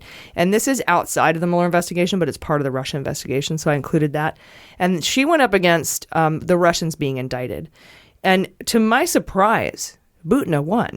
Yeah, I'm not surprised personally. You thought the Russians would be more important because they laid out in great detail all of the stuff about Russians. It told the country that Russia did in fact steal and hack, so that we were aware of that for the midterm election. It let us know how detailed and how much information Mueller can get about these guys. They had emails and addresses and home phone numbers and shit on these guys. I think that story came out just earlier before everybody was as invested as they are when the Butina news came out. They call that recency bias. Yeah. Oh, I think like that. Played a lot. I think that played a lot into it. Yeah. Butina's story was also just more like Hollywood, like The Spy. Right. Yeah. So basically she came in, infiltrated the NRA, got a bunch, met Paul Erickson. Paul Erickson is the one who fucked with Dearborn and Mashburn to get the RNC platform. I fuck with that. I'm trying to be hip. To get the RNC platform changed, to change the language on Ukraine, basically to lighten it up on Russia a little bit. I was just laughing at their names. We had a whole riff about it when we did an episode on them. Dearborn and Mashburn. Yeah. They're hard names and stuff like Dearborn. There's a born and a burn. So she's part of that. She also worked with the NRA. She brought over a group of people, Republicans, over to Moscow from the NRA, including Sheriff Clark. That's the 18 pieces of flair sheriff. 31 pieces of flair. And the guy from the Outdoor Channel and the current president and the future president and the past president of, it sounds like a Charles Dickens story, of the NRA. Ooh. And so that's, we all know who Butina is, right? So, and then she recently had a gag order lifted on her case. And the government's objection was, you shouldn't do that because just because Butina has a plea agreement and she's not going to have a jury trial. So, I know that you're saying that her future jury can't be tainted by anything that comes out in the public, but she's helping us convict other people, Erickson, who could help us convict many other people. Who knows who? Dearborn, Mashburn. Yeah. And who else? Who knows who else? But, they're like, those are future jury trials. But the judge lifted the gag order. So Butina won that between Butina and the Russians being indicted. Butina and the Beast, I always think. Butina and the Beast. Then Manafort case. And when I say Manafort case, I mean his conviction, his bail revocation. All of it. He had to go back to jail, his plea agreement, his blowing up the plea agreement. That's the last hearing where they're like, we don't know what we're doing. So the Manafort case went up against Trump firing Sessions, and Manafort won 80%. Oh, yeah. You're not surprised about that one, right? Yeah. I don't know. Firing the Sessions for not unrecusing himself is pretty obstruction-y, but they're both huge. Manafort's pretty big. Yeah, Manafort's like a whole arc of a storyline. The Sessions thing is just like one little part. Yeah, I think it's the proximity of someone to Trump being in jail sitting there currently that makes it so big. That's true. Yes, and it a lot of people after that, the belief in the Mueller or the support of the Mueller investigation skyrocketed after the Manafort convictions. Totally. Then we had in the next bracket, Fusion GPS went up, or the next match, Fusion GPS transcripts being released went up against the NRA being investigated. And NRA won 75-25. Pretty big. And it sounds like only 4 people voted because these seem like round numbers, but we had 1,000 votes at least. Oh, yeah. Then, so NRA beat Fusion GPS. Then the Comey memos, release of the Comey memos went up against Trump firing FBI agents. And the Comey memos won over Trump firing the Comey, remember the Comey 5, which became the Comey 6 because of Buente? Yeah. Yeah, so basically, if you don't know what I'm talking about, there were 6 officials, high-ranking officials in the FBI and the FBI Office of General Counsel who Comey shared his contemporaneous memos with right when they happened after his meetings with Trump. And those guys were Gaddis, Baker, McCabe. It's been so long. I was just going to say, it's been so long since that happened. And these guys more than I could think of. And these guys are systematically fired. Yeah. As time went on. And that testimony, too, the Comey testimony, I remember at the gym, it was on every channel, like 8 TVs back to back, seeing Comey walk in the courtroom all tall and pissed. Somebody quoted me back to myself on Twitter, Comey doesn't give a fuck, and he is pissed, and he is tall. That's brilliant. So anyway, the Comey memos won 62 to 38. I agree with that. Then we had Dems take the House versus the Kavanaugh confirmation. And along with the Kavanaugh confirmations comes the Kennedy resignation and his kid being Deutsche Bank. You have to think of everything that comes with it. That's a good point, yeah. But Dems take the House won by Still bigger. 74. I voted for Kavanaugh. Really? I did. I thought Kavanaugh was a big thing. I voted for the Dems taking the House because it felt like a bigger event, but as a personal thing, Kavanaugh for sure. Yeah. I guess it's a temporal thing. In the long run, the Kavanaugh thing is way more consequential, potentially. Oh. And I shouldn't say that. Not way more consequential. I completely take that back. Well, decades will be on the, Yeah, but the whole lot of it, I thought, including the fact that it's now a very conservative justice sitting on the court in some really important issues. It is true. Big. Yeah. It is big. And then when you think about the Deutsche Bank, Justin Kennedy son connection, you're like, was there a thing? Yeah, we still haven't really uncovered that entirely yet. We're still waiting to figure out a lot We've reported more. on it, but we haven't learned anything else. Yeah. Right, so that, Dems taking the House is kind of old news compared to that. I guess I expected the Dems to take the House. I did not expect Kavanaugh to get confirmed. Good point. Yeah, that's a good point. Yeah. That is a good point. Anyway, Dems take the House, won 74 in that match. And then we had Flynn, all the Flynn shenanigans, particularly his sentencing memo, and then Mueller's sentencing memo, and then his reply, and then Mueller's reply, and then the hearing, like this whole drama that just unfolded. Yeah. That went up against Van der Swan, and Flynn kicked Van der Swan's ass. Of course. Okay. So Flynn got 94% of the vote on that one, 94. But it didn't kick as much ass as this next bracket, where Cohen implicating 45 in the financial payoff. The Stormy Daniels. The cash and release. Campaign finance violations. Yes. So Cohen implicated him in 2 counts, right? Or Cohen, he said Trump basically told me to do this. Yeah. It was at the direction and coordination with. That went up against the Stone Corsi emails, which I thought were a pretty big deal. Because a lot of this whole collusion and conspiracy to aid and abet rests with Roger Stone, but Cohen won 95%. Yeah, I forget the significance of Corsi and Stone too often. So I think the average person is thinking more about Cohen because it's like flashing in the news. Well, it's a big damn deal too, because he basically his pleading, copying to this, makes Trump an unindicted co-conspirator, and that's gigantic. Yeah, that's where Nixon was right before he left, right? Unindicted co-conspirator. Oh yeah, he was an unindicted co-conspirator in a lot of things. Then, my dog's barking. What does she want? There's probably a cat. Justice. Justice dog. Then the final match was Cohen's Slush Fund, Essential Consulting's fucking essential, went up against Cambridge Analytica. Cambridge Analytica won, 72%. Yeah, I can see that. I voted for Cam-Ann. It just was really shocking because we all voted for Cam-Ann, bro.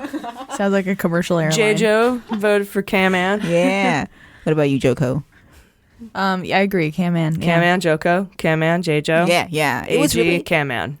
Yeah, we all have letters now. It was just frustrating to realize that we were being so played on something that we thought we were controlling. Like, we thought Facebook was our personal little thing just for us. And turns out, I mean, people told us for years to watch what you put on the internet, but we didn't know that they would use it for political stuff. That was shocking. Yeah, Patricia Arquette brought this up today. She's like, man, I fell for that Jill Stein recount. Oh, yeah. And so did I. I donated to it. I wonder what I fell for. And somebody actually tweeted back at me and they're like, I can't believe you're so fucking stupid. You voted for Jill Stein. I'm like, I didn't vote for Jill Stein. I sent her money for the recount because I was mad Hillary lost. Like, what are you even? Right. What? Yeah. Thanks for your mansplaining.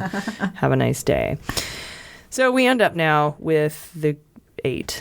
What do they call it in March Madness? There's a Sweet 16. The final. There's a Final Four. Is it the Grade 8? The Grade 8. Exciting 8. Is it 8? Oh, No, yeah. it's not that. I don't know what it is. Grape ape.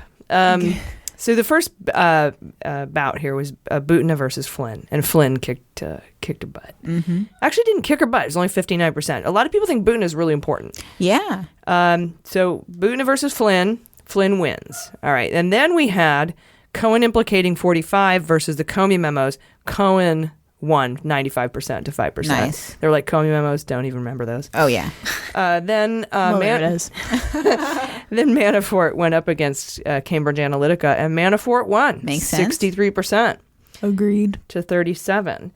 And then finally, Dems take the House versus the NRA. Dems take the House, 72%. Cool. So then we had the Final Four. And we had... which way did I set it up? I'm going to have to get my phone. So we're going to have to pause here. No worries. We're going to take a break. We're going to go out. We're going to have a gay old time, and then we'll be back. And you won't even notice. It'll be like one of those time capsule, time travel things where we go through a wormhole, and for us it's years, but for you it's just like a second. So we're going to be gone for 10 years, but you only experience like 1 second. So check it out. All right, guys, so we've been gone for 10 years, and we determined, I went on Twitter, I looked at the voting, it's 51-49 right now between the top two things, which are Dems take the House and Cohen. And so you can vote. Now, I'm not going to, it's too close. I can't announce a winner yet. Some people don't know about the contest yet, or, the Mueller Madness competition. So, right. Yeah, we'll give them a chance. So I'll pin the tweet. Or find it on Twitter at Mueller She Wrote. Vote. And we'll announce the winner next week. So in the new year, in the season premiere. Yes, next year. Season 3 premiere. So yeah, that's it. Are you guys ready for the Fantasy Indictment League? Yes.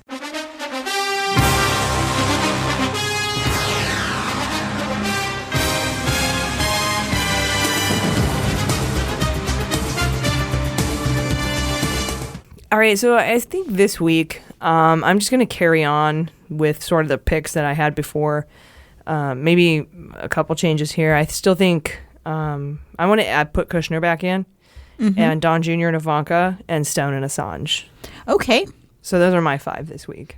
Yeah, I'm keeping the kids myself. Are we still doing that wild card with the... Oh, yeah, and VTB Bank is my pick for who the company A is from... Or Country A, the company, state-owned company in the secret subpoena battle. VTB is still my pick. I had another pick then. Rosneft. There we go. Yeah. So I'm going to go with them. And just to be a little snowflake, little butterfly.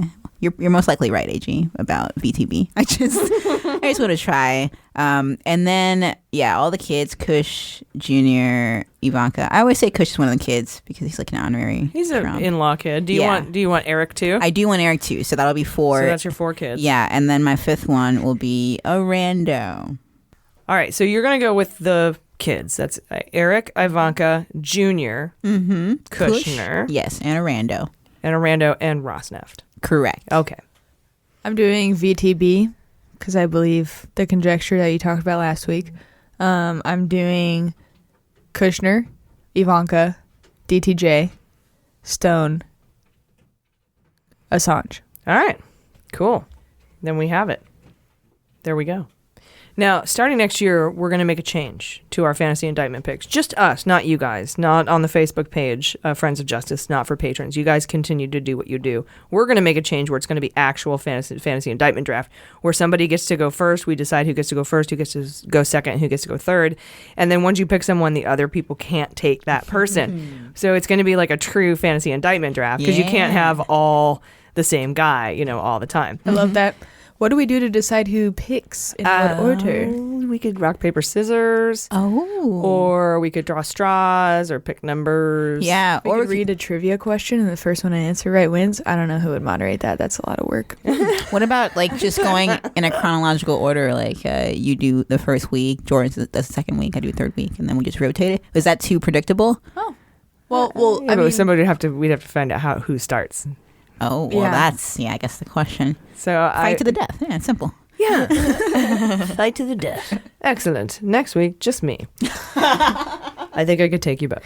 Probably, yeah. Probably, yeah. I give up very easily. Same. I roll over and expose my belly. So we're gonna change up those rules next time. But anyway, so stick around for that. It's gonna be amazing. Are you guys ready for sabotage? Yes.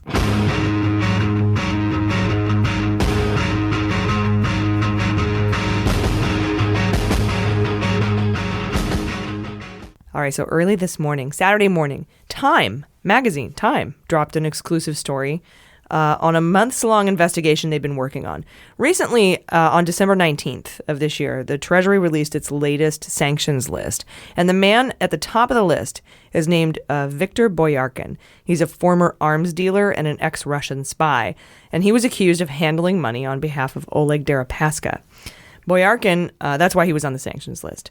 Boyarkin told Time magazine that he was in touch with Paul Manafort, saying, quote, he owed us a lot of money and he was offering to pay it back, unquote. Woo. So Boyarkin said he was approached by Robert Mueller and he told Robert Mueller to, quote, go dig a ditch. Oh. That's a big insult in Russia, I guess. This is some of the clearest evidence of conspiracy and aiding and abetting to date. Because as we all know, Manafort went to work for Trump for free, and he promised Oleg Deripaska private briefings in exchange to, quote, make whole his $19 million debt to the Russian oligarch for a telecom thing they went in on together, and him and Gates just took off without paying him back. If you remember, Manafort wrote a series of emails to Konstantin Kilimnik, who he's also co-indicted with, promising the briefings. And we reported on those a long time ago. And one of the unanswered mysteries in those emails was a reference Manafort made to, quote, our friend V, unquote. And we all thought it was Vladimir Putin. Turns out, no. Thanks to Time magazine, that is Viktor Boyarkin. Wow. And this makes me want to add Manafort and Boyarkin to my fantasy indictment team this week. Superseding for Manafort. But I think Manafort still has a ways to go. Yeah, I will add this guy. Victor, you said his first name is? Yeah, Viktor Boyarkin. Boyarkin. So I'm going to go with Junior, Ivanka, Stone, Assange, and Boyarkin. Boyarkin. Yeah. Boyarkin.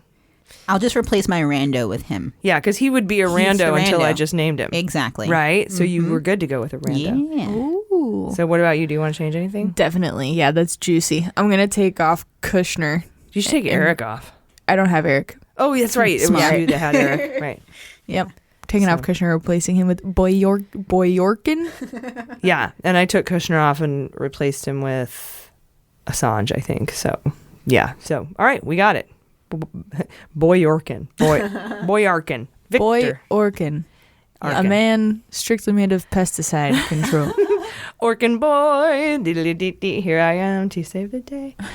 All right. Well, cool. One thing we know for sure, regardless of whether Manafort is indicted again this week or not, is that Manafort is...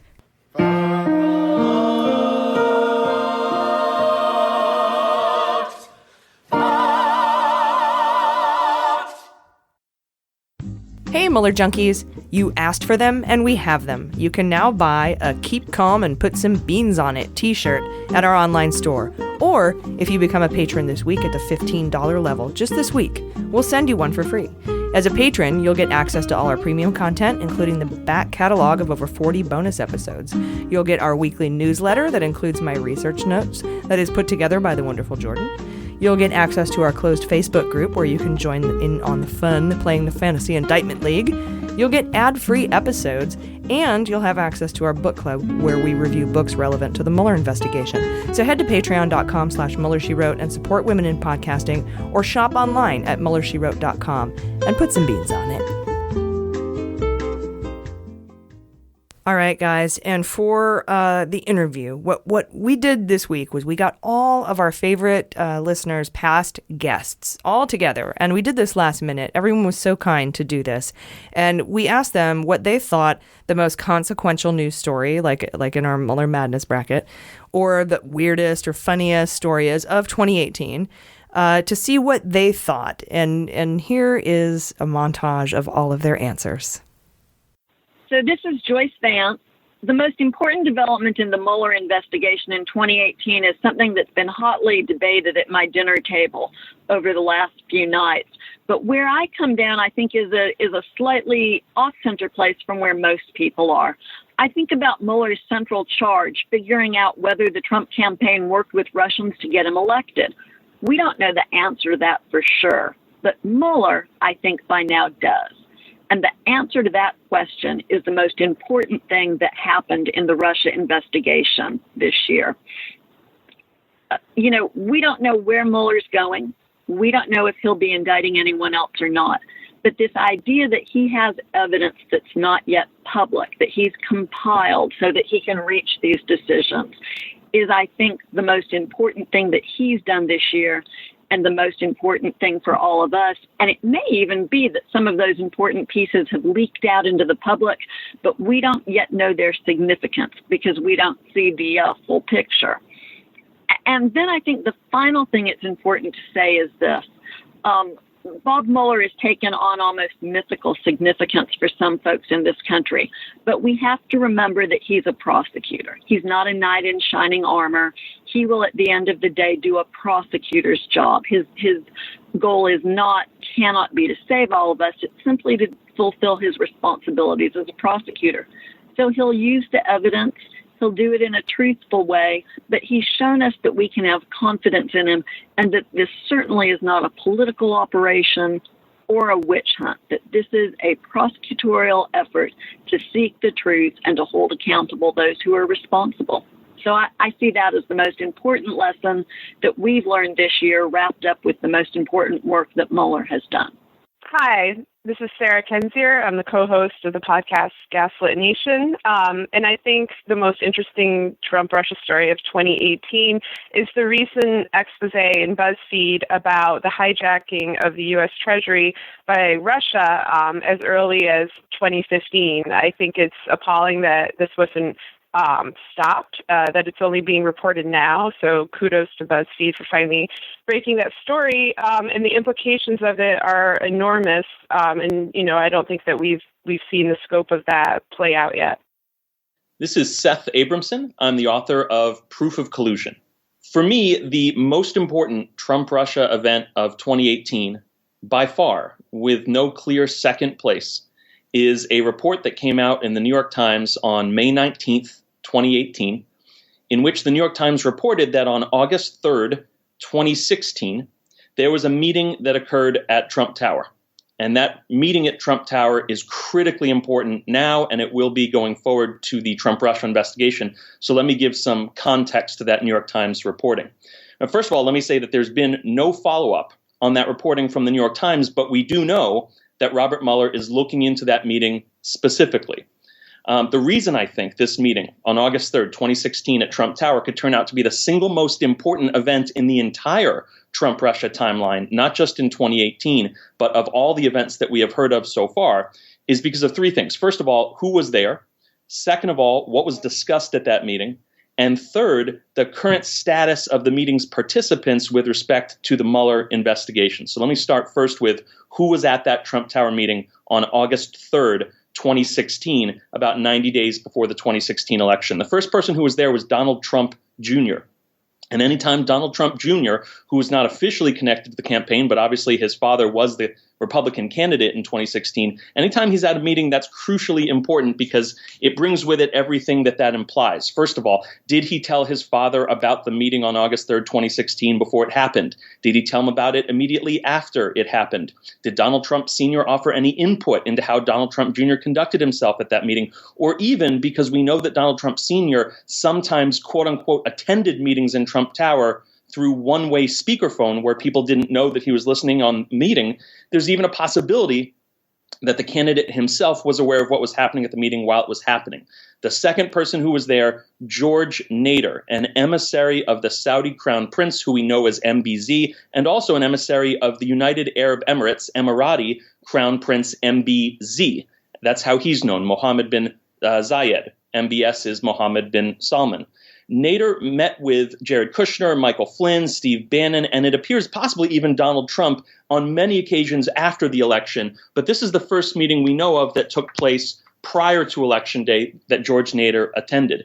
It's important for people to understand that Jorge Nader was the architect of what I call the Red Sea conspiracy. That is a plot that was hatched on a yacht in the Red Sea in November or December of 2015 to have three Middle East nation leaders, MBS, MBZ, and the president of Egypt, al-Sisi, partner with a U.S. politician, and it was decided on that yacht that the politician would be Donald Trump, to remake the Middle East dramatically, geopolitically, diplomatically, militarily, and in every possible sense. The third person who was at that meeting on August 3rd, 2016 was Eric Prince. Eric Prince was a shadow national security advisor for Donald Trump during the campaign. He was involved in the hunt for Hillary's emails. He was involved in covert Trump negotiations with Russia and also with Middle Eastern nations over nuclear technology and the use of American mercenaries in place of American military might in the Middle East, in Syria and elsewhere. And then finally, the last person who was there, Joel Zamel, someone who we will be hearing a lot more about, an Israeli businessman who previously was an Israeli intelligence agent, who at the time of that August 3rd, 2016 meeting was working with two Trump-connected Russian oligarchs, Rybolovlev, who Trump allegedly, we believe, met with twice in the 10 days before the 2016 election, and Deripaska, who was, of course, Paul Manafort's contact in terms of someone who was a Kremlin agent and someone who Manafort had previously worked with. And then briefly, I'll just say what was discussed there. What was discussed is that Nader, representing Saudi Arabia and the UAE, and Zamel, representing Israeli intelligence interests, as well as the Kremlin, offered collusive assistance to the Trump family. And here's the key thing. The New York Times reports that Donald Trump Jr. said yes. So put aside for a moment that June 2016 meeting where the Russians offered collusive assistance and allegedly the Trumps in the person of Donald Trump Jr. and Jared Kushner said no. In this case, the New York Times said that Donald Trump Jr. said yes. And then finally, what's the current status of those meetings participants? Well, Donald Trump Jr. has told friends that he expects to be indicted. We have reports from the New York Times and Washington Post that Eric Prince clearly lied to Congress during his testimony, and therefore we might expect that Eric Prince will at some point be indicted. And then most importantly, Jorge Nader is cooperating with Robert Mueller. So Robert Mueller knows everything about the lead up to this meeting and what happened with Jorge Nader and also Eric Prince afterwards. For instance, one of the reasons we know Eric Prince lied to Congress about his January 2017 meeting in the Seychelles is because Jorge Nader told Robert Mueller that he had set up that meeting so that Prince could be Trump's envoy to Kirill Dmitriev of the Russian Foreign Investment Direct Fund. And therefore, we know that Jorge Nader can implicate Eric Prince. So I think that what I've referred to as the grand bargain among a large number of nations to offer pre-election collusive assistance to the Trumps essentially crystallized on that date with all of the key parties, except for Egypt, present in that room in Trump Tower on August 3rd, 2016. And wouldn't you know it, 2 weeks after that meeting, George Papadopoulos orchestrated a meeting between Donald Trump and the president of Egypt, al-Sisi, and Michael Flynn attended that meeting, just as Michael Flynn attended subsequent meetings with Jorge Nader, with MBZ, with Eric Prince, with Steve Bannon, with Jared Kushner, as they fleshed out this five-nation illegal, collusive pre-election bargain to offer money and other forms of assistance to the Trump campaign. This is David Priess. I'm the Chief Operating Officer of the Lawfare Institute, known for the Lawfare blog. author of How to Get Rid of a President, History's Guide to Removing Unpopular, Unable, or Unfit Chief Executives, and Robert Mueller's former daily intelligence briefer from when I was back at CIA. Reflecting back on 2018, the most important moment related to Mueller that I can think of is the hacking and leaking indictment in July of the 12 Russians, in part because of its specificity. All of us had been saying for a while that Mueller does his homework, that he crosses his T's and he dots his I's, and there wasn't going to be anything sloppy about it. And we had a preview of that in the February indictments of the IRA troll farm, but the July indictment was exquisite in terms of the specific emails, street addresses, and all of those involved in the targeting of the Clinton campaign.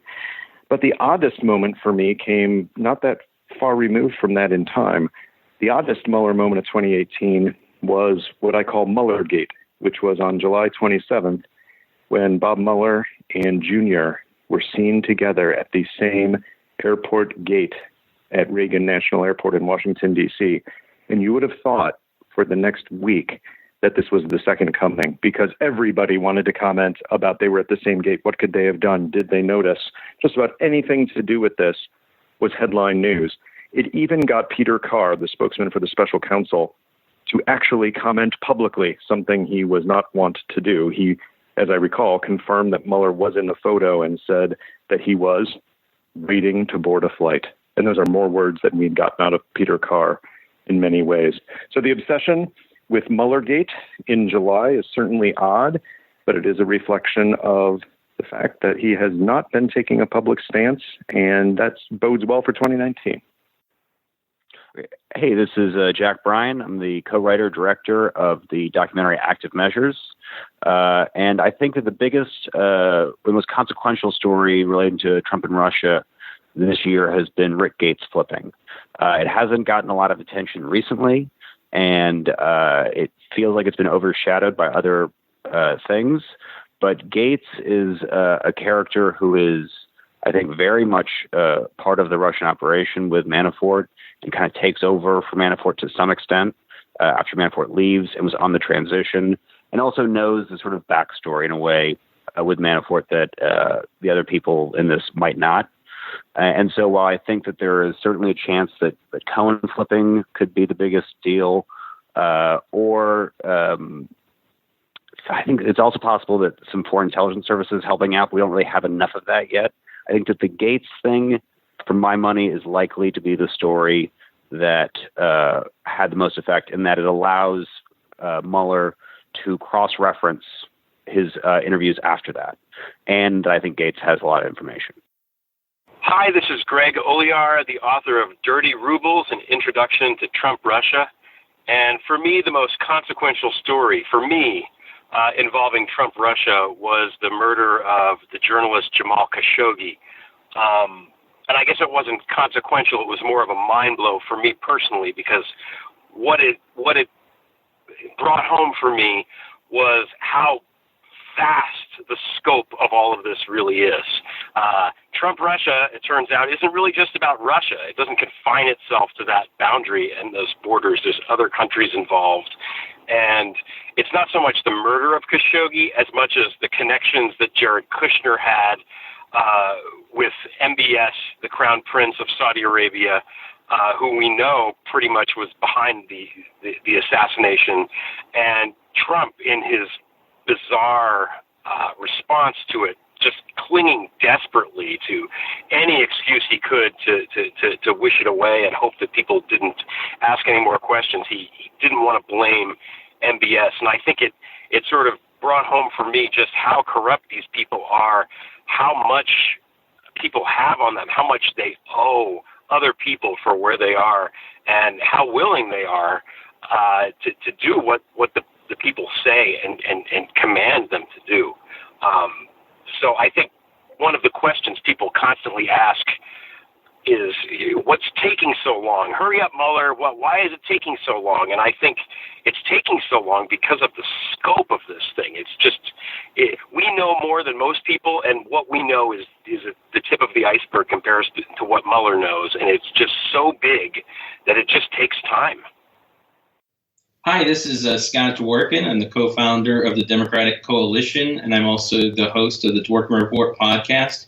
I think the most important story of 2018 has to be Michael Cohen's indictment and also partial flipping on Trump. It just was so cataclysmic towards his administration, and it's been so long and ongoing. And there's so many facets of it. You have not only the payoff to porn stars that involve FEC violations and felonies directed by Trump, which also makes him an unindicted co-conspirator. But also you have the parts of Russia and the other business deals that they've done over the past 15 years or so. So there's a lot to dig in there. On top of the fact that Cohen pled guilty and he started cooperating at least a little bit with prosecutors. So I think that this is something that will end up being, the worst part to Trump because he was the wingman. Hey, it's Elizabeth Cronise McLaughlin from Resistance Live. So my choice for the most significant event of the year with regard to Trump-Russia is actually somewhat unconventional, I think. And it is the Flynn sentencing memorandum that was filed by Robert Mueller. The reason why I think it's so significant is that Flynn had his hands in so much dirty, ugly stuff. The attempt to kidnap a Turkish citizen and return him to Erdogan. The negotiations that we know of right now with the Russian ambassador. The ongoing attempts to get nuclear power into Saudi Arabia and Egypt from the Russians and the Chinese. And he was engaged in all of this during the transition and the time that he was the national security advisor. Lo and behold, we get to December of this year, and Robert Mueller files a sentencing memorandum that recommends that Flynn doesn't do any jail time. And for me, coming out of a white-collar legal background, someone who has been engaged in litigation that has had really massive criminal components attached to it, the idea that someone who had engaged in as much significant, dangerous criminal conduct as Mike Flynn would get a recommendation of no jail time from Robert Mueller, I think tells us an awful lot about what Flynn has given up in the context of information with regard to Trump. I find it very hard to believe personally that he could have gotten a sentencing recommendation of no jail time if he had not flipped at bare minimum on the vice president, if not the president himself. And so to me, the reason why this is the most significant event with regard to Trump-Russia and Trump-Mueller in 2018 is because of what it tells us about what's likely coming down the pike for next year. My name is Renato Mariotti. I'm a former federal prosecutor and the host of the On Topic podcast. To me, the most consequential thing that happened this year was Michael Cohen going in open court and saying under oath that Donald Trump directed him to commit a crime. It was unexpected, and I think it was extremely important because for the first time, you had the President of the United States directly implicated in a crime that was charged and ultimately resulted in a conviction in federal court. It was later confirmed by federal prosecutors, accepted as a finding not only by the probation department, but it ultimately adopted by the federal judge in that case. And I believe that we're so focused at times on what's happening on the Russia side of things that we fail to realize that in many ways that is, in my mind, the most challenging and important legal problem that is facing the Trump administration. It's an investigation that is difficult for Trump to stop. It does not have anything to do with his typical rhetoric attacking the Mueller investigation about angry Democrats or no collusion. It is just a straight-up crime that that has fairly strong evidence. It's already resulted in a conviction, and there's very good reason to believe that Trump may also be guilty of the same crime. But I think the untold story of this year is what I'll call obstruction fatigue. We've gotten to the point where Donald Trump will say things that are openly corrupt, and we don't even bat an eye. I remember at one point this year, Donald Trump tweeted out criticizing his Attorney General, Jeff Sessions, for failing to quash the investigations and indictments of 2 Republican congressmen who have been indicted and are accused of committing very serious crimes. He said that, ultimately he thought it would result in the loss of those seats. And essentially what he was saying is that the Attorney General of the United States should stop prosecutions of people if it benefits their party politically. It is just straight up corrupt. There's no way to defend that statement. And yet, after a day or so, it was out of the news. More recently, he was directing Matthew Whitaker, allegedly, as reported by CNN, to control the prosecutors in Manhattan in the Southern District of New York. Once again, it was a one-day story. That, to me, is very troubling, and it says something about our democracy. And I think when this is all said and done, Robert Mueller is going to have a lot to say about obstruction of justice. And if it is not taken seriously on a bipartisan basis, in part that will be due to our own failure to maintain the outrage that we should have at a president who is openly corrupt and trying to undermine the rule of law. Hello, everybody. This is Greg Proops, and I'm the host of the Smartest Men in the World podcast that my wife Jennifer and I put together every week and take around the world, where we discuss politics, feminism, history, music, drugs, and the like. I think the most consequential happenstance in the Mueller investigation in the last year is, of course, all of the indictments and convictions. We're talking dozens now, including Russian nationals. And I think in the last few weeks, having Michael Flynn spill the beans, as it were, to the special investigators, and then plead that he didn't know how all that worked, and have the judge in Washington actually become furious with him and call him a traitor, and then have to re-step on that and retract on that, I think says quite a lot about the character of all the people involved in this giant criminal operation. I also feel like finally the public is getting hip to the fact that there's no such thing as collusion and meddling. Collusion and meddling are made-up terms that the so-called White House uses to obfuscate the fact that what we're talking about is collaboration and treason, and an abrogation of about 1 million election laws, and the like. So I think that's what's and as Jennifer and I were discussing before I got on this show, the absolute secrecy and complete compact non-leakage of the Mueller team has been wildly impressive. And the fact that they've been able to fund their entire investigation by forfeiture of assets of Manafort and all the villains involved in this. I feel like that's the most important thing that's happened so far. And as a side note, I would say that this is really, truly the year of the woman, with women taking over 25% of the Congress for the first time. Nancy Pelosi, or Mrs. Pelosi, as she's known to the White House, putting the fear of absolute goddess into all of the misogynist predators that run this show. And that as something like Mueller, She Wrote, which is a podcast run by 3 women that came hurtling out of obscurity, would run into such acclaim and success in this fine year. This is Mimi Rocah. I am a former SDNY prosecutor and now an MSNBC legal analyst, and at Pace University School of Law.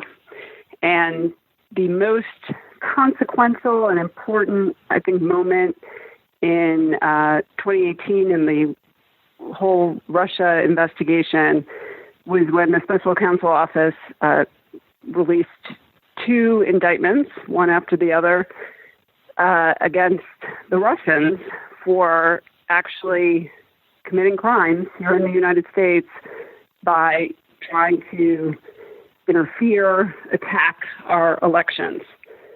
And I think it was the most important part so far because it actually put into facts and evidence things that we sort of knew, but now really could know for sure because we knew that Mueller felt he could prove these things in court. So that, to me, was the most important part so far of the investigation. Hi, everyone. Happy New Year. It's Andrea Chalupa from Gaslit Nation, and I am thrilled to join Mueller, She Wrote in this fantastic lineup of wonderful guests. So I think one of the key stories of 2018, a year of so much confirmation, so much that we knew that was finally confirmed, brought out in the open. We knew that they needed conduits on the ground, pollinating their coalition of corruption. And of course, we got that confirmation with the arrest of Maria Butina, a Russian spy.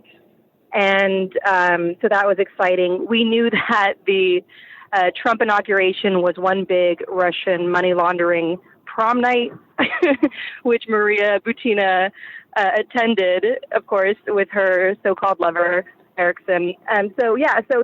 Now that's being investigated. And so that's all wonderful. And so we'll probably hear more about the big inauguration night and all the crimes that likely were happening out in the open during that night, with a record number of influential Russian oligarchs attending that inauguration. There's, of course, accusations of misspent funds and whether favors were being traded, whether American foreign policy was being sold off essentially at that inauguration. So there's there can be a lot of interesting developments there to watch, which I'm thrilled about, because that was a terrifying night, just given the guest list alone and just the massive amount of money being spent and just so little to show for it that night. But I think the number one story to watch in 2018, where we had a frightening development, is, of course, Ukraine. So what happened at the end of November, Russia openly attacked Ukraine in international waters. That's a big shift, because normally Russia tries to hide it. They had, the so-called little green men showing up and annexing Crimea. They had so-called Russian rebels invading East Ukraine. That was, of course, the Russian military invading Ukraine. And right now you have a big Russian military buildup inside Crimea, along the edge of East Ukraine. So, and the rhetoric is getting increasingly hostile, and the propaganda towards Ukraine. It's a lot of, all the signs are pointing to a very serious escalation in Ukraine in 2019. So what's really significant about that in connection to Trump, Russia, I'd even say that the Mueller investigation is this. We know that Putin and Trump, we had it confirmed at that Helsinki summit, where Trump came out like a chain dancing Russian bear, very submissive towards Putin. In the Helsinki press conference, that was terrifying. And there's even a report that it shocked people in the CIA. And they're experts, of course, they're ahead of all of us, but it's still so stunning to see the so-called leader of the free world being submissive, almost like admiring this mass murdering dictator, Vladimir Putin. And during that press conference, you had, leading up to it, you had the 12 Russians indicted. You had Maria Butina shortly thereafter arrested. So you really saw this checks and balances by the Mueller investigation, with Rosenstein coming out and saying, we've got these 12 Russians by name, here they are, to try to sort of put a damper on Putin's big coming out party with Trump. But of course, there's only so much that our checks and balances in the U.S. can do right now with this Russian mafia asset in the White House. And I think there's no clearer signal of that than the fact that the U.S. has not sanctioned Russia for openly attacking Ukraine. The U.S. has not led with the EU, as it normally would have done under Obama, in convincing the EU to pass further sanctions against Russia for openly attacking Ukraine. And I think that is the scariest sign yet, that I don't want to say that Putin may be winning, but that is really where we need to watch to see how this new world order could be potentially shifting with such a power vacuum in the White House, and Putin increasingly becoming more imperialistic, more aggressive. He and Erdogan were somehow able to convince Trump to get out of Syria.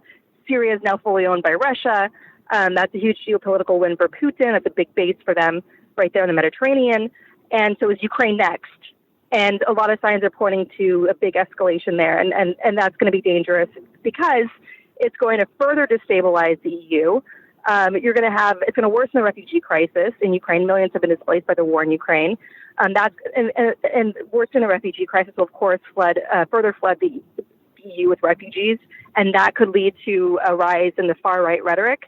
You had the NATO commander, of course, in 2016 telling the Senate that Russia was deliberately bombing civilians inside Syria to create more refugees to flood Europe. Why would he do that? Because the far-right parties that Putin supports, they like to use that anti-refugee rhetoric, and that's how they try to create hysteria and further push their nationalist agenda. So I just think if Putin is going to go deeper inside Ukraine, create far more casualties, and who knows, maybe take over the country, that is going to really create more chaos and destabilization. The fact that we don't have a strong White House standing up against that, standing up to protect against a worsening human rights crisis, that's really going to have a very bad ripple effect in geopolitics for many years to come. And so that's what I think everyone should look out for is Ukraine in 2019 and the lack thereof of sanctions by the U.S. and the EU due to leaders right now. You even had, so I'm going to keep going on because I just really want to press this point home. You had 4 days after that attack in international waters, you had an advisor to Federica Mogherini, who oversees foreign affairs for the EU. You had one of her advisors writing in Politico 4 days after Russia openly attacks Ukraine. This advisor writes in Politico, Europe's sanctions against Russia are not working. So all of this points to, yes, Mueller's investigation can come out with whatever it wants, but it's still a shifting world order towards Putin's world now. And all of that's going to come down to whether the U.S. and the EU will be united in sanctioning Russia, because sanctions do work, or else Putin would not have gone to all this trouble to elect one of his assets president of the United States. And that's my point for 2019. Hello, this is Virginia Heffernan. I am a co-host of Slate's Trumpcast, an opinion writer for the LA Times, and I also write a column for Wired. To me, the most consequential part of the Mueller investigation this past year was the conviction, arrest, and imprisonment of Paul Manafort. Manafort embodies, he's like the caricature of the corruption of the Republican Party, which for decades has been sending people abroad, posing people as lobbyists, posing people as PR people to clean up the reputations of murderous dictators, including Yanukovych and Oleg Deripaska, the oligarch who was a client of Manafort's, who's also has his hand in many, many bloody human rights abuses. Manafort, together with Roger Stone, defined these kind of acts for Republicans who'd seemingly been put out to pasture and set up a network of United States politics laundering the reputations of dictators abroad. And to me, he stands for the corruption of the GOP, and his imprisonment stands, hopefully, for the redemption and reform of our political parties. Hey, this is Randall of Randall's Animals. And I think the biggest Trump-Russia story of 2018 was all about that crazy-ass honey badger Judge Ellis and his rulings in the Manafort trial. You see, Paul Manafort don't care. Paul Manafort don't give a shit. But you know why? Because he's stupid. You see, a honey badger don't care because it has to in order to live and survive in the wild. But Paul Manafort don't care because he's just so stupid. If you ask me, Judge Ellis went so hard on him, not because of all the counts of conspiracy or the 5 counts of tax fraud or bank fraud. It was because he walked around in ostrich clothing. Hello? I mean, how can one not expect to face the heat when they walk around like that in ostrich clothes? Now, here are some quick little FYIs about Paulie Manafort. He was born on April Fool's Day. How funny is that? In Connecticut. He's 69 years old, and his pop was indicted in a corruption scandal in 1981. Wasn't convicted, but he was indicted. Okay? And something tells me that Paul Manafort's grandpapa, who immigrated from Italy to the United States in the early 20th century, would have no idea that his grandson would grow up to walk around in ostrich clothes. Am I right? I mean, could you imagine? Oh, geez, Louise. Anyways, if you ask me, Judge Ellis and Paul Manafort are the new Felix Unger and Oscar Madison. I'm sending big love and hugs to all you listeners out there and wish you have the most fantastic new year. All right, guys, that's our show, our final show of 2018. Join us for season 3 starting next week when Dems take the gavels back in the House. We're only about 150 patrons away from adding a second bonus episode each week just for patrons. I think we're going to do that anyway. That will be available for patrons only. You can get in on that for as little as $3. Totally worth it. So go to patreon.com/MullerSheWrote. We have had an amazing year. This has been so terrifying yet wonderful for me. And your support has been unwavering and immense and out of the blue for me, and just completely, I'm super honored that we could put this news together for you every week. Same. Our lives are changed because of this podcast for sure. So thank you so much, everyone that listens all the time. Thank you, Jaleesa. Aw. Thank you, AG. I love you guys. Love you girls. too. Yeah. I like how someone put it in the Facebook group that we have, because someone started a thread. I think it was Wendy, because we're all on a first name basis now, and she asked other patrons why they wanted or why they signed up, to become a patron, and their responses were incredible. Do you have some of those responses? Because I read through that, and it was just like I almost had to stop reading because it was too complimentary. Like I felt guilty. Like, how you always feel like I'm not worthy of this love. Right. But it was just really a wonderful thing. And you guys, if you're not a patron, just being a part of that community, we've got 1,500, 1,600 people in that group. Yeah, I was gonna say I have a correction from last week. I overstated how much we have, but it's actually about 1,000 less, 1,500, which means it's a small community. It is. It's a small community. Support small business. And we're all like-minded individuals, and we all are into this, and we all support each other, and we all agree that laughter comparably is preferable to crying. So that's why we do what we do, not just to bring you the news every week so that you can have it in, all in one place for the Mueller investigation. But that thread is completely amazing, and thank you guys for putting it together for us. It was the best Christmas gift I could have received, and except for the necklace my husband got me. Love you, baby.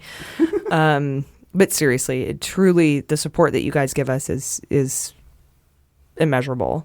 Yeah. So did you find that thread? I would love to just hear a couple. I did. of them. Yeah. So first of all, thank you, Wendy Cottrell, for starting this. She did an amazing post. She said, "I'm curious why all of you chose to be a patron. I listened to several pods. This is the only one I've subscribed to. They won me with supporting women in podcasting. Now I can't imagine giving this up." And that's amazing. So Susan Bernard said, "I chose to be a patron because these women are smart. They do their research and they present it in a way that we can all understand. And they find a way to make us all laugh in one of the most tragic times in this country. And besides, they are really nice people." Happy New Year to you all. Susan came and saw us at the La Jolla Store show. I'm a dick. Oh, yeah. Thank you, Susan. Someone else. Thank you, Susan. Elizabeth she's Templeton said, "It feels to me like participating in a movement, not just a podcast." I actually got, during the interviews today, while you look for the next comment, I had so many people tell me how not only are we bringing the news, but we actually probably helped the Dems win the House. And I thought, I don't know if that seems like a stretch or not, but we did a lot. Everyone that did anything helped. Yeah, we all did our part. Yeah. Any ounce of effort that anyone put into it, it's not just these kinds of things. It's not just podcasts. It's not just there's a lot of celebrities on Twitter who are on the left and part of the resistance, but everyday normal people who did anything, whether it's tweet or make a Facebook post or go out and canvass or contact your senators, make phone calls, voting. So many people told me that they wouldn't vote, which is why I'm like, anyone that does, oh my gosh, like that's incredible to me. Just doing that just alone. Voting. Yeah. Elizabeth Galita said, "I listen to a lot of podcasts. This is the only one I've ever subscribed to. Why? Well, because it's fucking essential." That's fucking essential. Such consultants. So many great ones, so many comments. I can't even get through them all. But yeah, I mean, I'm in awe. Yeah. And honestly, if this weren't my podcast, I would pay the $3 a month just to be part of this community because it's so uplifting and positive and optimistic and hopeful and supportive. And everybody in this group, the men and the women alike, are just complete and total allies. And I'm honored and flabbergasted and beyond belief at the same time that this kind of thing can happen. And we need it in this era. We really do. Oh, yeah. And they're funny. Got a bunch of comedians over here. I want to be all these people's friends. Yeah. I feel Absolutely. like we're friends. Every time I engage with anyone, it's just that kind of connection. It's automatic. Just Mueller junkies is really something fundamental there, I think. Yeah, and speaking of friends, I think we're going to put together a tour here pretty soon. I think the cities, and these aren't confirmed yet, but we're coming your way if you're in Minneapolis. We have so many fans in Minneapolis. Yeah. Chicago, New York, D.C., Seattle, Portland, maybe Australia, New Zealand, and London. And it's LA and San Francisco. Yeah. So I think those are the main ones that I've hit. We're probably going to add some additional shows to that, but we're going to have a cocktail meet and greet so we can all have a glass of wine. Yeah. We might have some slumber parties. We'll figure it out. I'm so down. But, follow us on Twitter if you don't, because that's where most of the tour information is going to come out, is at Mueller She Wrote on Twitter. Also Instagram at Mueller She Wrote. And then, of course, if you're a patron, the closed Facebook page will keep everybody posted on that. And patrons are going to get discount tickets, codes for discount tickets on our tour. Nice. Codes for the VIP meet and greets and things like that. So we're really excited to come out and meet you guys. We haven't done that yet because we're still actually kind of a baby pod, even though it's been a little over a year. Yeah, we met the OG Mueller junkies, or quite a few of them, but there's been so many since. It's just... Yeah, our first live show was in July, and since then we've tripled our audience. So we can't wait to meet you guys. Honestly, we couldn't do it without you, and I'm so humbled by your support. Yeah. It's been all things considered, it's been a good year in that finding your family, so to speak, I kind of feel like that. Yeah. Yeah, and the fact that these groups exist and that this support exists in this time is so huge. I think it's essential. It's fucking essential. Yeah, I got high hopes for 2019. I do too. Oh man, we're about to get on the offense now. It's about to get crazy. It's the season finale. We might split it into 2 seasons like Game of Thrones. Oh yeah. But it's going to be, this is it, I think. 2019, we're going to find out a lot, and we're going to be there for each other. So thank you guys so much for listening. I've been AG. I've been Jaleesa Johnson. I've been Jordan Coburn. And this is Mueller She Wrote.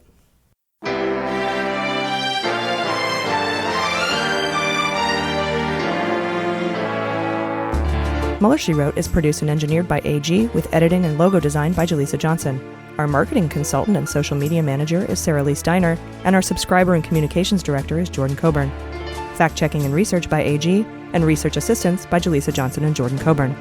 Our merchandising managers are Sarah Lee Steiner and Sarah Hirschberger Valencia.